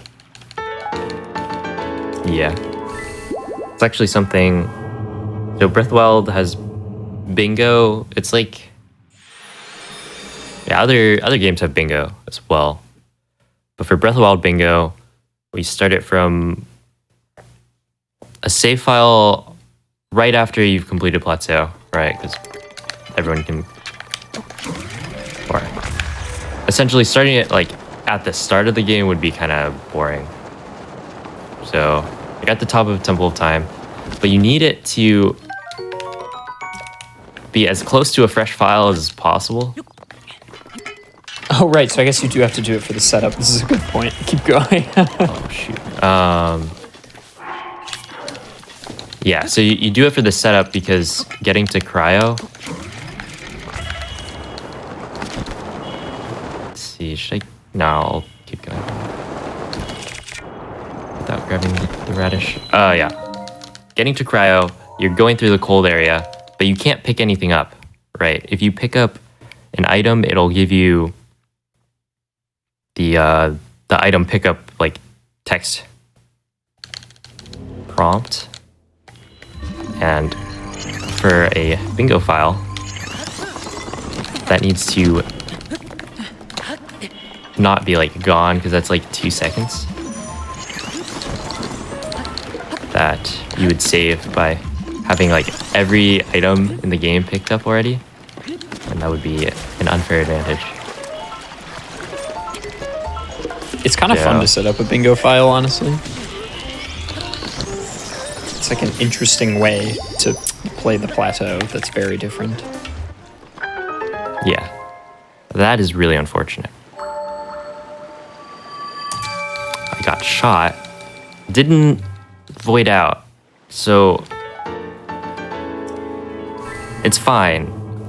The ferry is technically extra, but there's a couple of shrines where having the ferry is very nice, like Hada Hamar.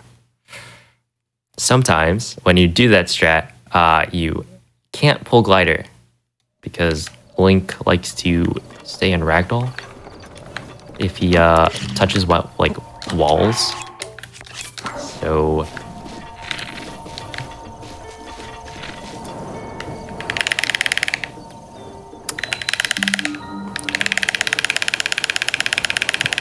yeah, like if you touch a wall with the wind bomb, then you will not be able to pull glider and you will fall, hit the ground and die. So having the ferry there is nice. And let's see, there's a couple of other shrines where it's faster to have the ferry because you don't have to open the menu to eat. So the longer you keep your ferry, the better. For the most part. Oh, that was a nice wind bomb.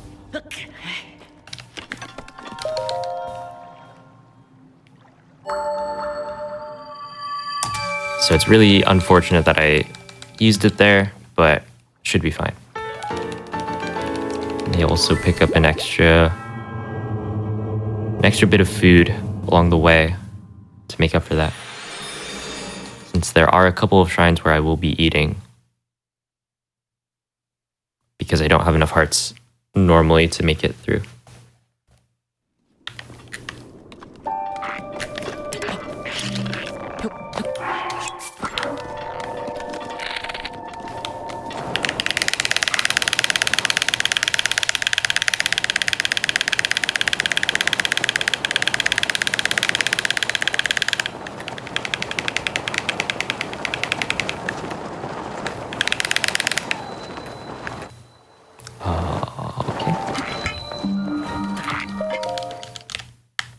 Is already loaded.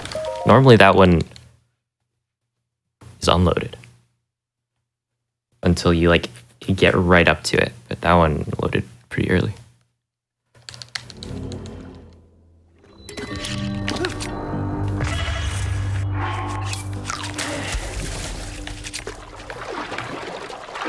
Gamers, I'm gonna plug him again.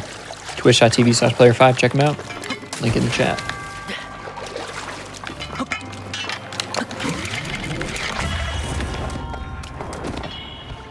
Link is also in the game. That's true.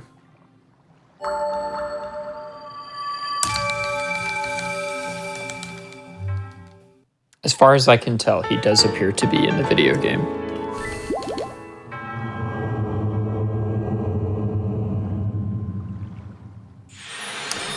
When was the flying glitch found? It was found in September.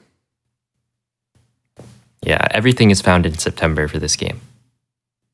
Or a lot of the big tricks. September is a big month for Breath of the Wild. It's also the month I was born. Oh? Destiny? I guess so.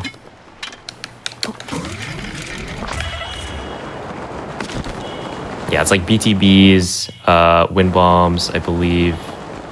Actually, were BTBs part of the list? I think they must have been because they were pretty big. Stasis bounce was found. BLSS. Shield clipping was probably found then. A lot.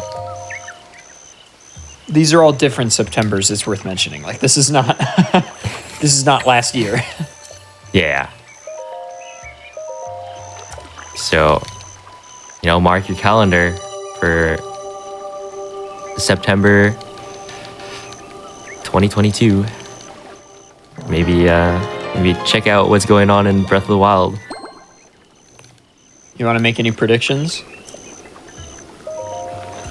No, I don't know what it could be. It's like, how do they keep finding stuff? Like, what would the next useful thing... What? Like, we have a way to traverse quickly. We have a way to skip shrines. We have a way to clip into walls. Like, what else would be useful? We have, Plateau skip, I feel like, is the only... And that's never going to happen, I don't think.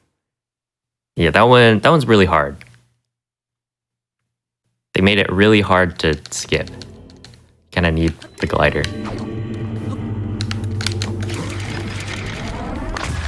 Okay. Let's not do that.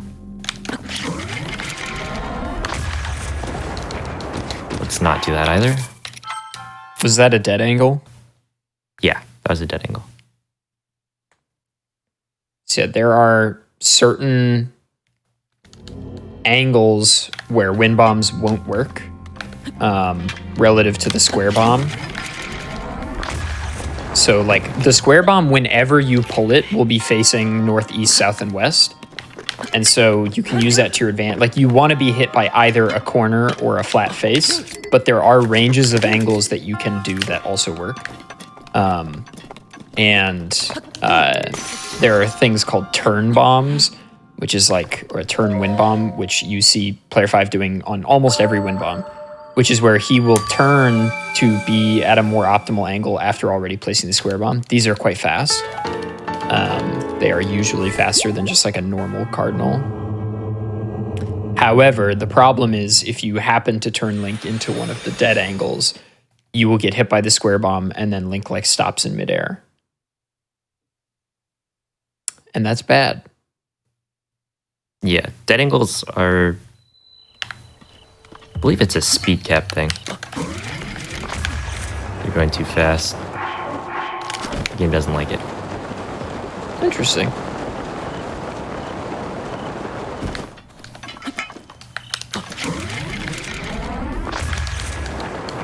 Do we have a back in time glitch? Well, there's no link on the title screen, so that is not possible. Yeah. You also can't... The title screen is literally just a slideshow of static images. Yeah, it's like, what? Skyward Sword HD doesn't have back in time because you can't, like, reset to the title screen, I don't think. Skyward Sword HD doesn't have back in time because there's no soft reset. Yeah. So, can't really do that on the Switch. Yeah. And what like, it would have no... There's no link to control.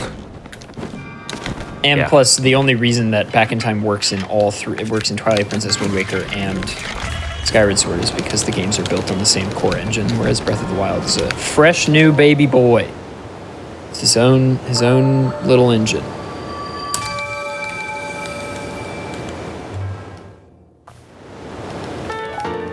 Can we dupe Korok seeds for fast 100%? Yes. But Korok it's not seed allowed. Duping is not, yeah, it's not allowed in, it's allowed in like an edge case hundo category where seed duping is allowed. Yeah. But yes, it is possible. It's not as fast as you would think, but it is fast. Oh yeah, recently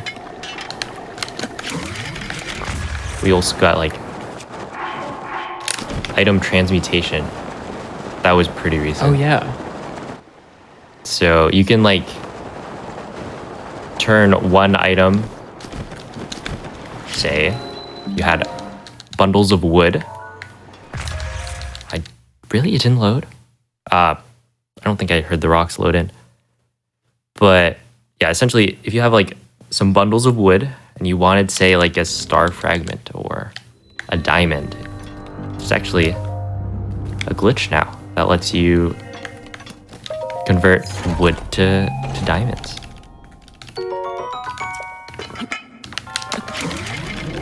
the alchemist's dream. Yep.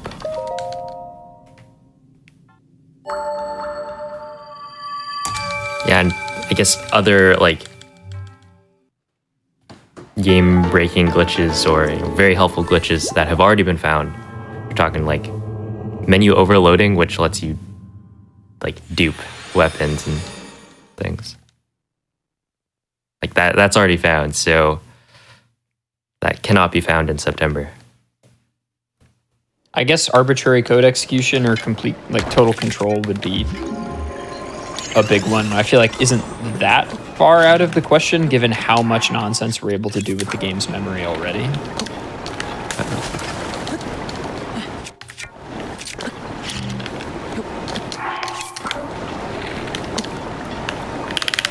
Yeah.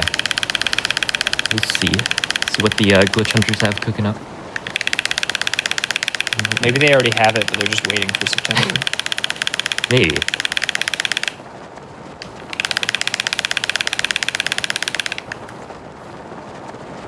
Okay, this time I actually learned from my mistake last time. So I switched to Circle Bomb before entering the shrine. Learning, Pog. Yeah, we learned from our mistakes. Are there any unskippable shrines? The only unskippable things, like any percent is already so short. The only thing that would make any percent faster would be like if you could skip more of the blights or calamity, or if you could skip plateau. Like that's it. So that's the whole run. That's all the stuff that's in the run is those things.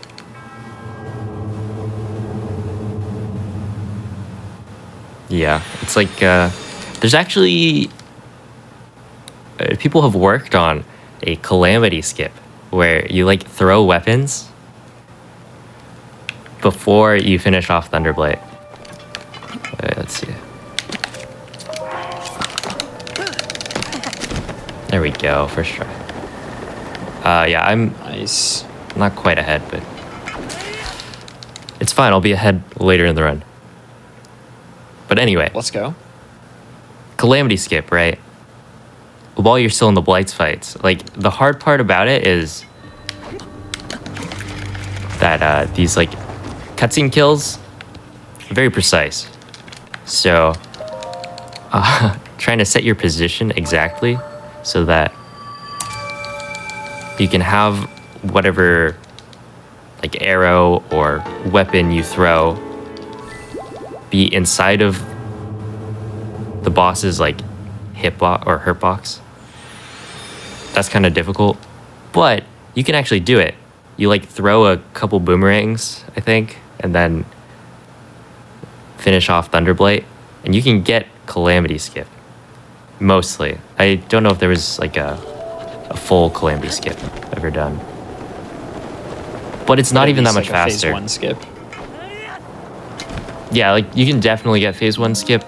But it's like not worth it because in any percent, the like weapon routing we have already kills Calamity in like under 2 minutes. It's like a minute and a half.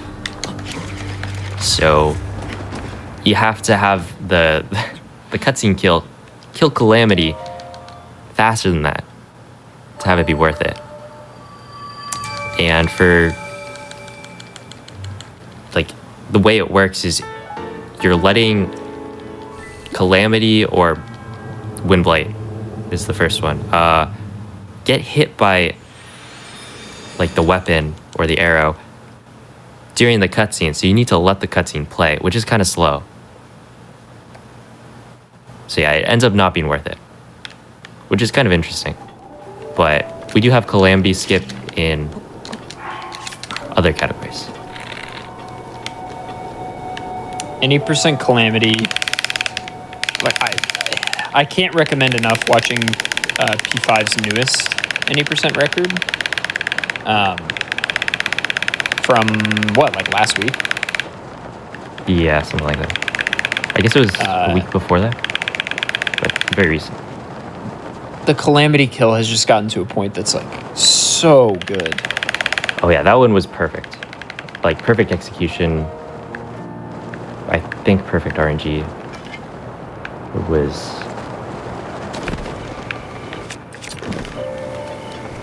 as much as I could have asked for.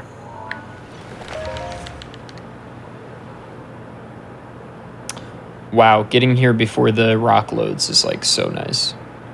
Yeah, I actually don't know the backup to get in. I think you just There's a cliff you can do. Just sit there. Oh, I guess you could also do that. I totally forgot. Wait, But- you just forgot about the actual vanilla way to get in? Yeah, I mean, I could throw the hammer and wait for the lightning to hit it, but Yep. yeah, there's like a different clip you can do, and it's got a pretty good setup. I just don't know the setup. But with BLSS, it's actually super consistent to have it like unloaded, so there's no need for me to learn it.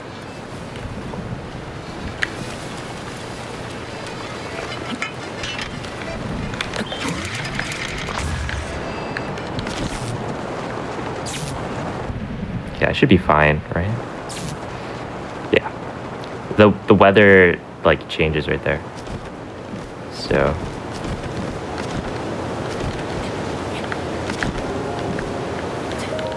you actually don't get struck by lightning for a while. Okay, here we are in Shoda Saw. This is the shrine I was talking about earlier. It's a contender for my least favorite shrine.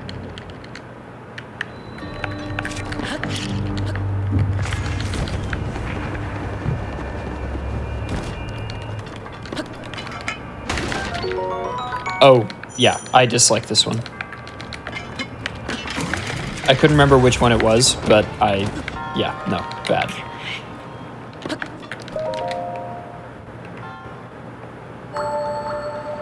Wow, that's a disgusting wind bomb.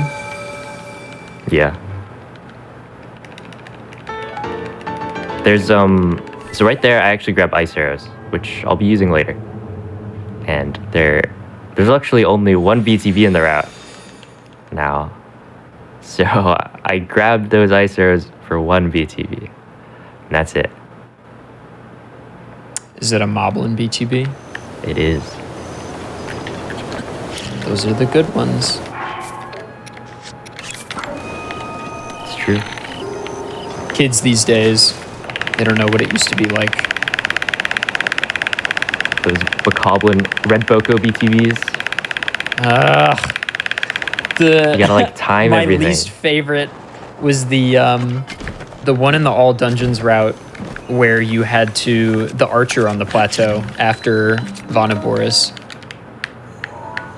Oh yes. Yeah, that one was I hated really that bad. one. The push BTB, yeah. Yeah, I hate it. You gotta like push him to the right place. You also have to hit him in the right frame of his animation. Bad. Yeah, that was the old all dungeons run, like pre-BLSS. Yeah, I guess BLSS changed every single category in this game. One of the ones that changed the most was all dungeons, because all dungeons is like, it's kind of like going to the four corners of the map. I don't think you actually go to the bottom right because they didn't put Zora's domain there. But you're like going these super large distances. And before we had BLSS, the fastest way to do that was with BTBs. So there were just a ton of them. And it was, most people would agree that it was actually the hardest category in the game. Which is funny because after I learned any percent for the 3D Zelda challenge, I was like, oh, all dungeons seem sick. I'll learn that. It was so hard. Yeah. But because of that, now I have like a way better understanding and appreciation for the game because I was like forced to learn so many things. I was no good at it, but I'm a lot better now. I think it was a fun category for how, like, there was a charm to how hard it was. Like, if you got a good run with it, it felt so good. But yeah, it was a tough one. Nailing a good BTB is like a way better feeling than a bliss. Yeah.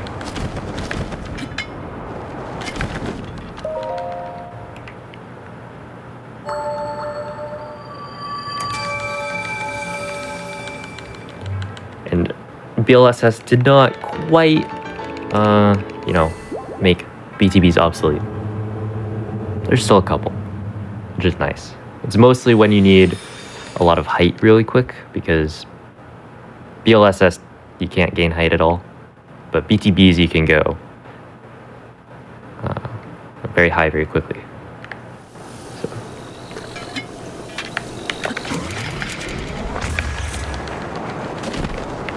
That is a slow wind bomb.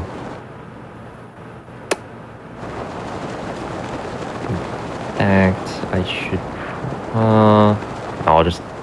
I'll take it and sit here and glide all the way to the shrine.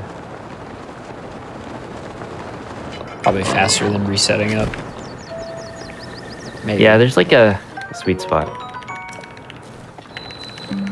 Like when you should do another wind bomb.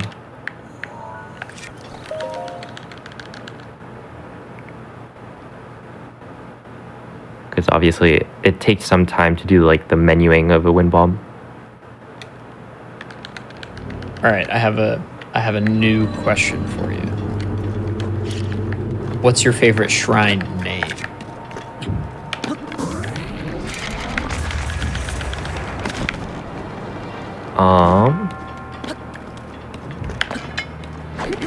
Shrine name. Oh, I'm actually not super good with the shrine names yet. Like, I have learned a lot of them. Well, I guess I wouldn't say a lot because we only do a third of the shrines in this run. But let me think.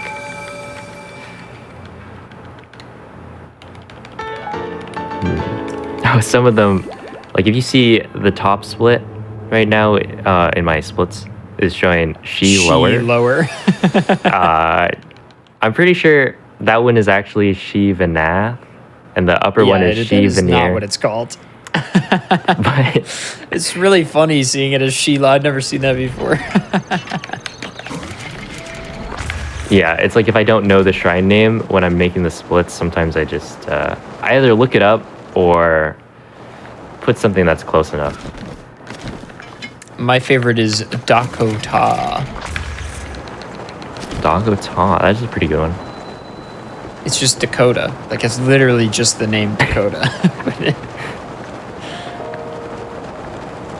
It's the shrine southeast of the Gerudo Highlands Tower, in the like high or low visibility desert area. Yeah. Haven't done that one in a run yet.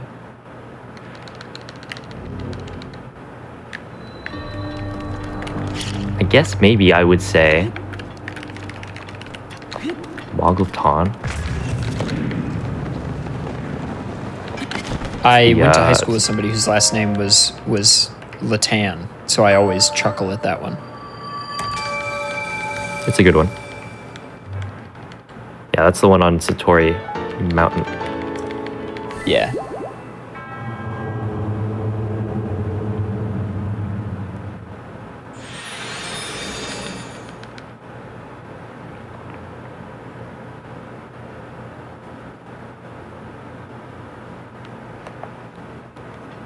Let's see. The first warp in the run. So that was all the first branch. And then we warp to another one. This one will go like upper right side of the map, collecting shrines.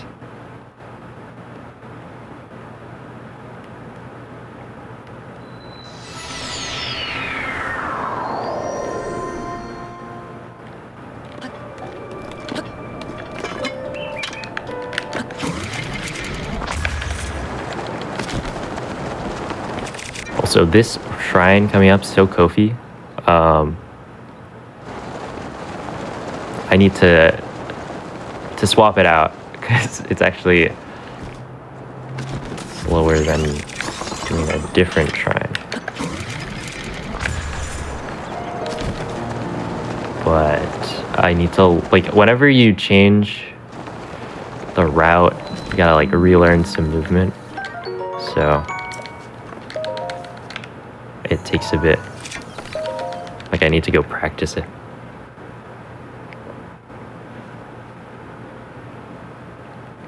And this category, because it's like, it's been super popular recently. A lot of people have been running it. It's gotten a lot of like route changes. Because it's not like super clear what the fastest shrines are. We got a lot of people looking at the problem, trying to figure it out. More eyes on a problem always means it'll be solved faster. Yup.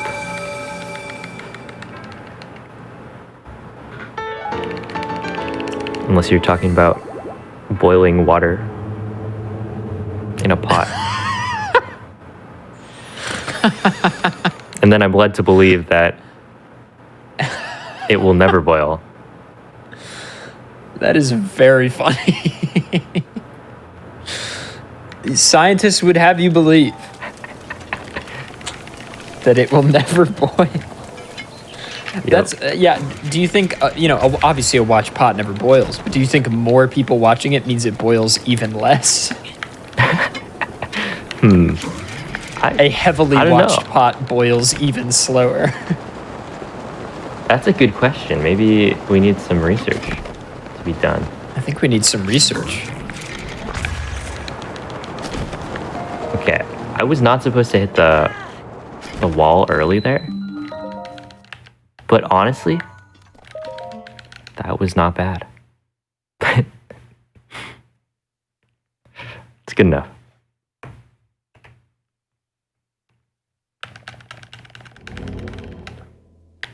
So this is one of my favorite shrines.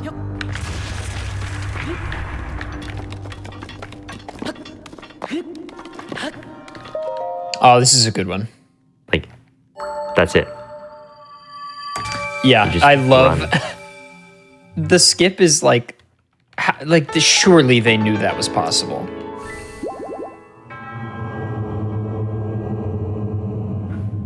Like, that's glitchless. There's no glitch. Shrine's done in 10 seconds. Yeah.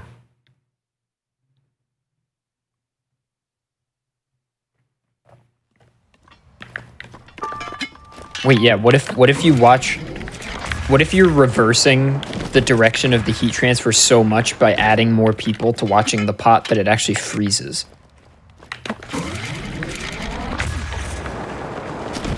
That sounds like black magic? Something like that. Oh, only one way to find out, right? That's right. We need to get about 1,000 people in a room watching a pot boil.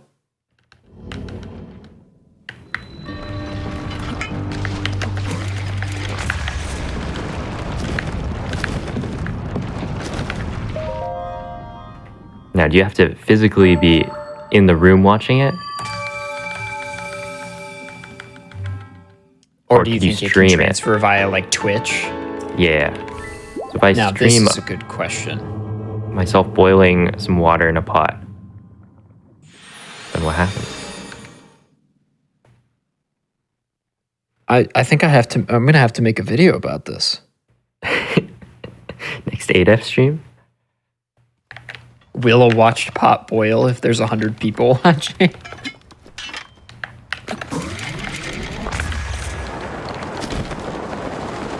Ooh, that is not the wind bomb. It is a wind bomb. We could use it as an opportunity to teach people how water boiling actually works. Could be like a, it's obviously a bit, but it could also be used as a teaching moment. Yeah, an educational stream. Explain the physics of what is happening when a liquid changes state.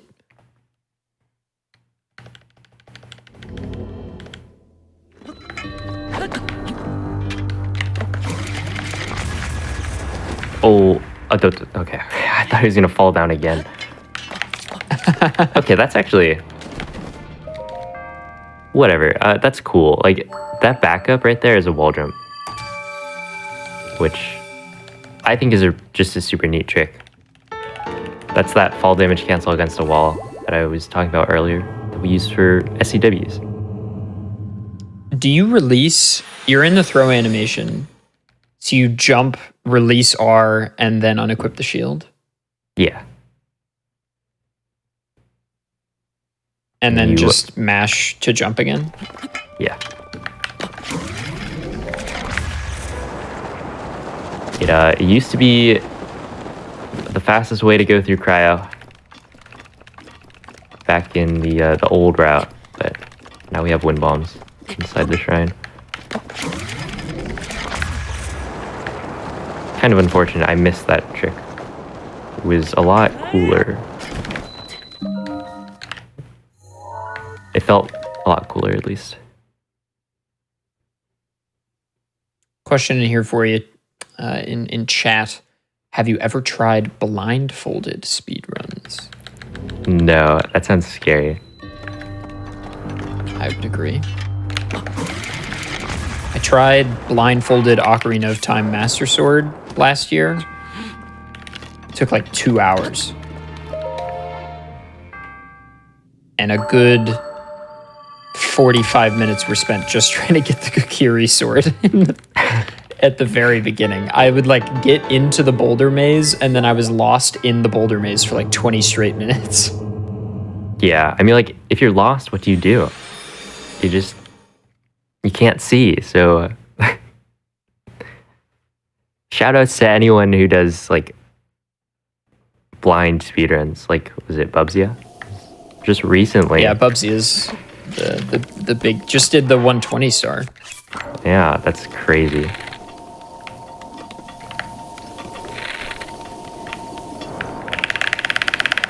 And just watching how they approach stuff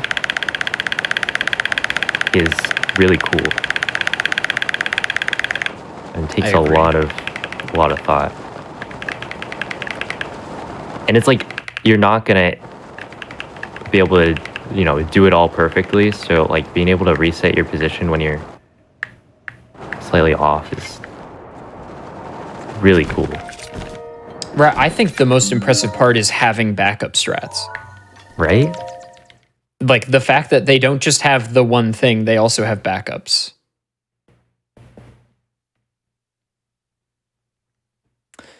An interesting question here that I don't think I've ever seen before, but is it an interesting question that is probably very different from runner to runner? What do you eat before preparing for a big run? I guess in this context, maybe big run means like a marathon run, or maybe it's like a several hour run.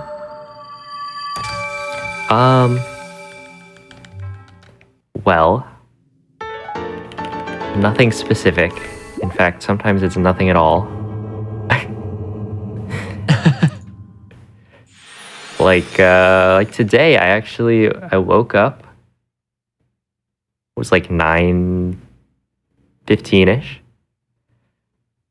Got ready. Didn't actually eat anything. Here I am. For like, I don't know. For if I'm doing like a main marathon performance, I'll eat something not too heavy, not too light. Mm-hmm. Because I, as a person, just like need a lot of food energy. But having a theater background, like I know what's good, and a running background, like I know what's good for me to eat before a performance. But for when it comes to like a really, really long speedrun, like when I did the 3D Zelda challenge, if I know I'm going to be doing dedicated, difficult speedrunning for like 10 hours or more, I'll wake up early, eat something light that's just a little bit of protein, hydrate throughout the day, and I'll make a sandwich with like good nutrients to eat in the middle at some point. And then by the end, I'll just be like really hungry. Good to have a plan of action. Having a plan is very good. Yeah, and also, you know, you should find places to go to the bathroom, like cutscenes. Oh, true. Not good to run while you are distracted.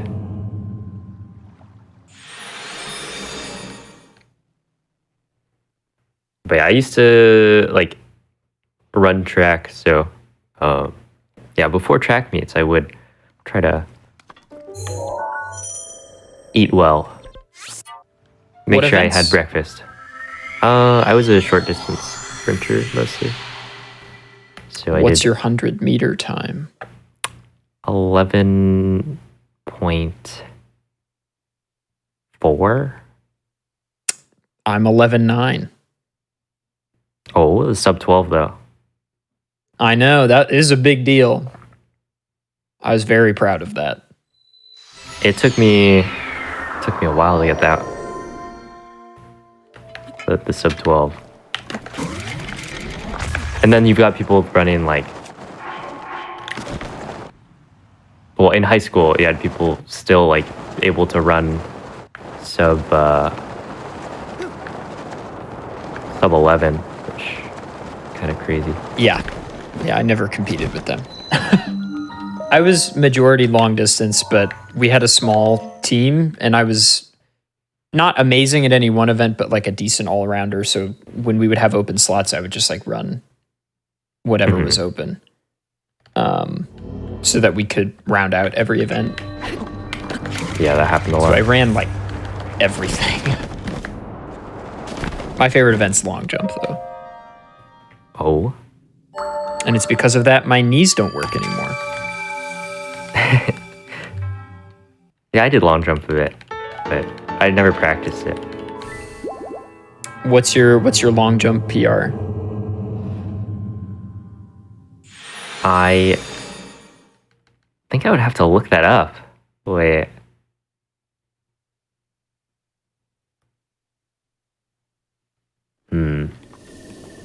Yeah, I don't remember off the top of my head.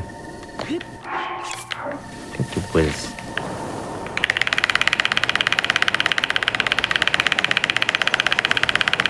I feel like it was probably something like... I can't remember if like 19 is actually too good. 19 is very, very, very good. Yeah, so it was probably 17, like 9 or something.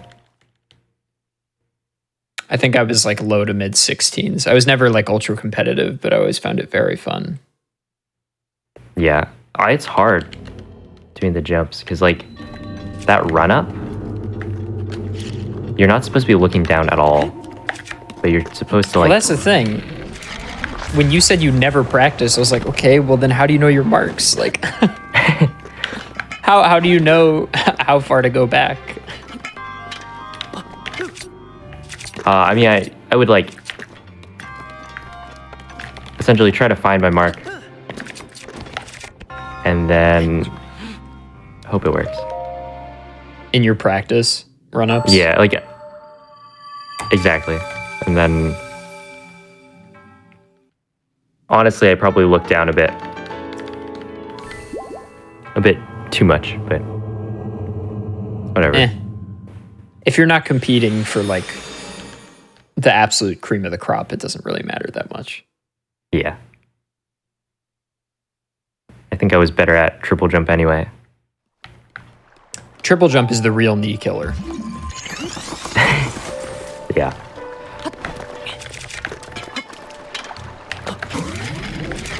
My favorite event is probably either the mile or the 2 mile, though. Yeah, as far as running, never did distance. I was in cross country as well, so it was like I was already training for distance anyway. That sounds about right. The mile was at the start. But enough about track. Oh, nope. Yeah, they open nice. a lot of the times. Like, it'd be like 4x8 was always like the first running event, I feel like. And then mile would be early too. And then the 2 miles like at the end.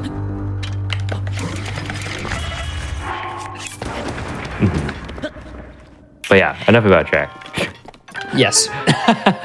I mean, I'll talk shop about running all day, but I doubt very many people are like, oh, hell yeah. I mean, running, for now, speed running, it's like the same thing. There you go. We should have meets where, like, there's a couple designated events, like Super Mario 64 16 star, Breath of the Wild any percent, Ocarina of Time defeat Ganon, and then we'll Super Mario Bros. Any percent, and we'll have teams who like pick their best person for each of these things. Mm-hmm.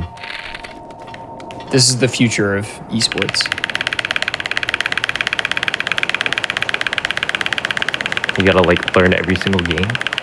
No, I guess if you have Yeah, if you want to do the like the Olympiad or like the decathlon, you got to know everything.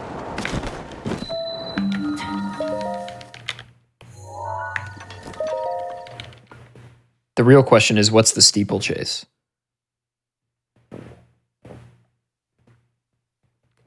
I guess we'll have to plan that out. Somebody in chat says, as far as I know, I still hold the record for the longest ever mile, quote unquote, run at my high school, 18 minutes, 52 seconds. I feel like if you crawled, you couldn't do a mile that slow. That is like walking speed is like a 12-minute mile. Yeah. That is impressive. They didn't like stop you? Yeah. Is this at a meet? Was this at a track meet? You actively delayed the meet by like 10 minutes.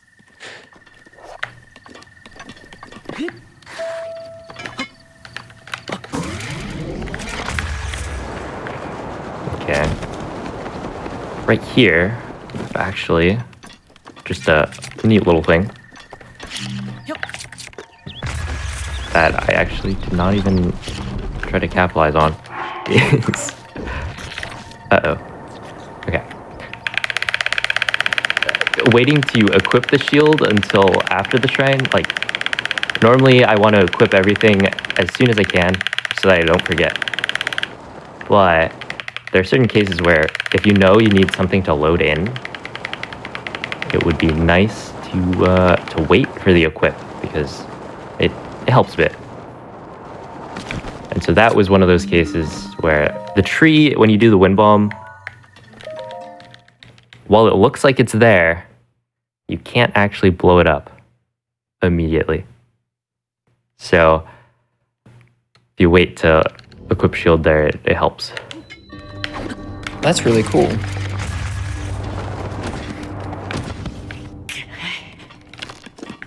Oh, looks like we've... I don't know, Ray, if you can hear me, but the game is swapped on stream. There we go. Good. That might have been actually with delay. That was already okay. For a second, you played something else, Player 5. That was exciting. Oh. Yeah, I'm playing another game. If this run PBs and verifiers want, I can confirm I've been watching his game feed on a separate thing the whole time. There was no splicing or anything. It was consistent. Oh, that's not good. Okay. That actually may have just killed the PB. Never mind. Yeah, I'm not supposed to hit that at the top. It's supposed to look a little bit more like that. Yeah, okay. So PB is probably gone right there. Well, that just means they have to watch the Player 5 stream. I guess so, yeah. Because PB attempts throughout the week, I assume. Yeah. Well, mostly on the weekends, but...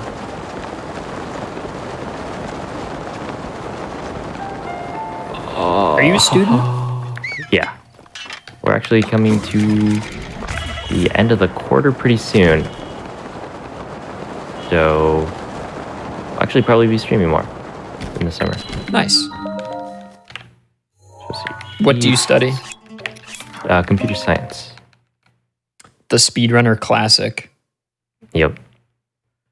Like 50% of speedrunners who go to college study comp sci. It's true.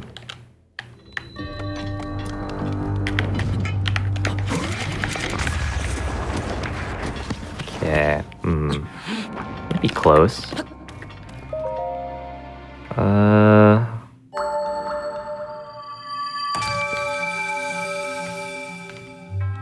I wonder. Yeah, 20 seconds is not great to like lose right there, but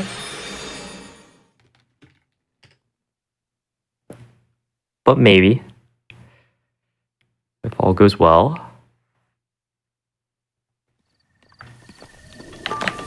By the way, I think we'll, instead of doing like one any percent run or whatever, I think we'll probably just call it after this run. Sounds good.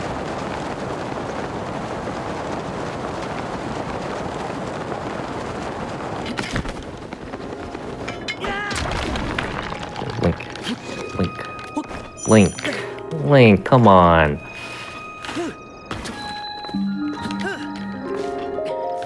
He likes to climb on random stuff when you don't want him to.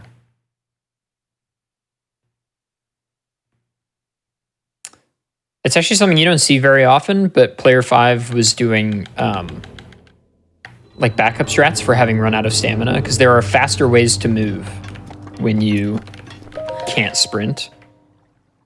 So like using ZL to hold to like target makes Link move more quickly walking forward. And then the shield jumps also save time.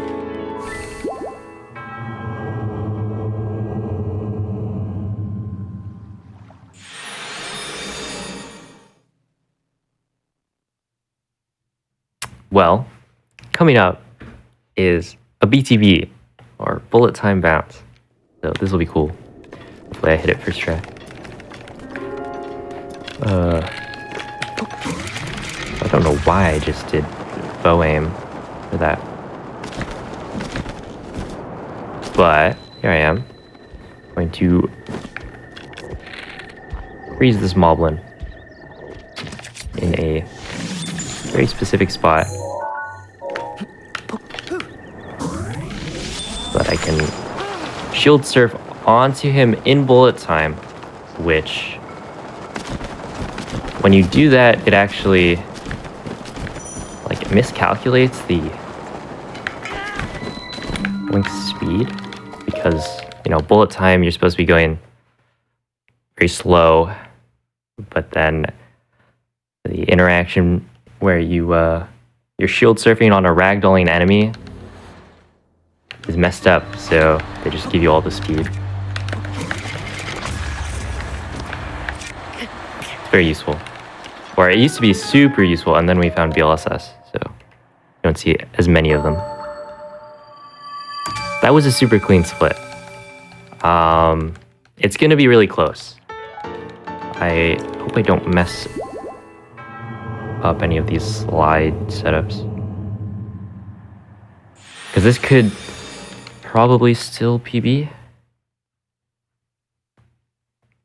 by a little bit.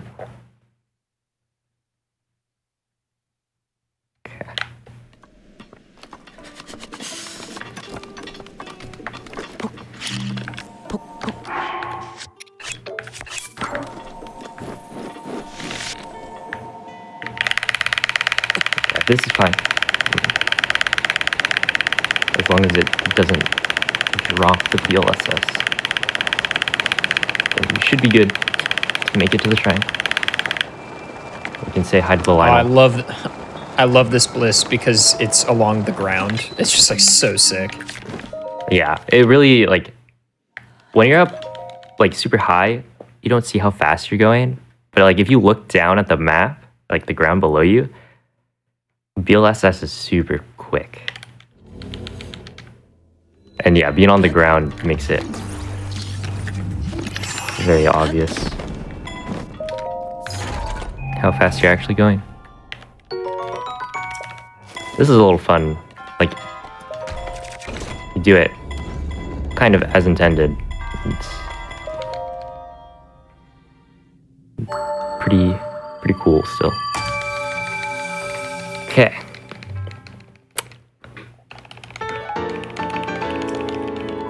Coming back from that unfortunate time loss.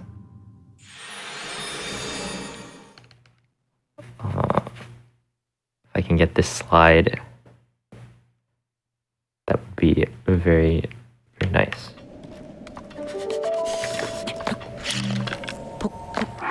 Oh, you do this labyrinth. Yeah. Okay. Okay. Let's go, Link.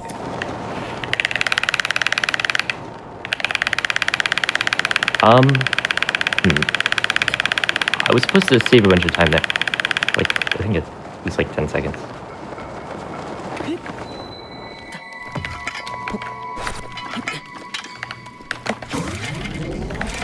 Yeah, this one's Kazatoki. The name of the shrine.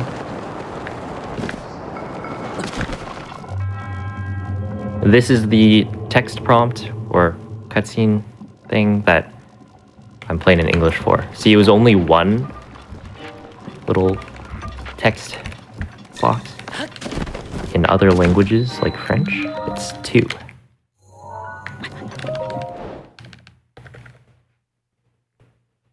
Okay, so if... the last couple splits are pretty set, I would say. Not too much time save left. But... oh my, it's gonna be close. It's gonna be super close.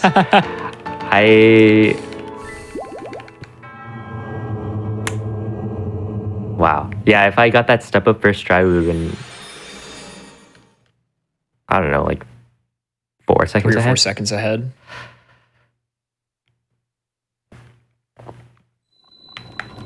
Was it? We're on the precipice? I believe about as close as one can be.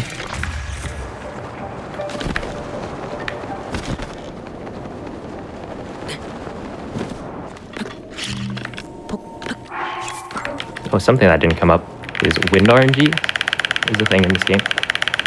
The direction that the wind is going is random.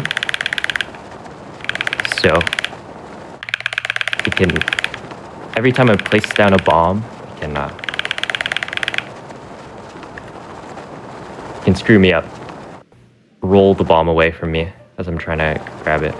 And that loses a bunch of time.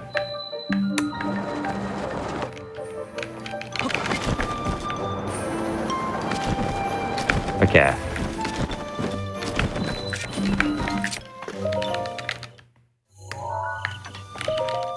That was a clean slide. Hopefully this... there is some time I can save here. And then after this split, it's essentially set what time I'm gonna get. Okay, good wind bomb. Oh no, I didn't get it. Dude, it's so close. I don't think I can... wait, what is it? Yeah, 3:14. I can't save 2.6 seconds. Ah, that's rough. Damn.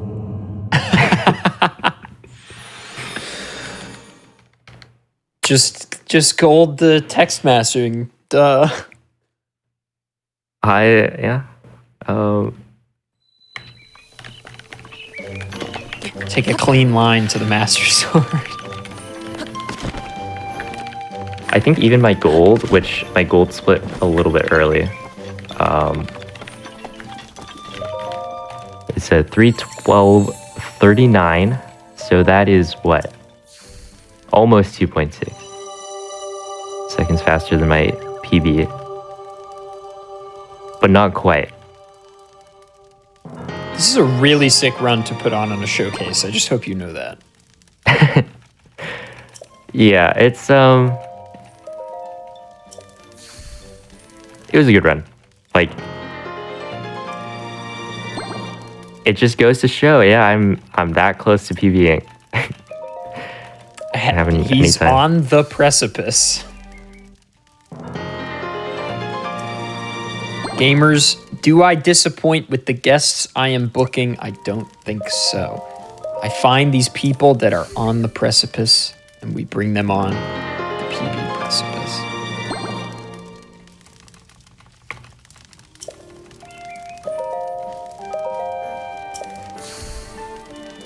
Yeah, I was bringing it back. This is a nice dig at the end to try to come back.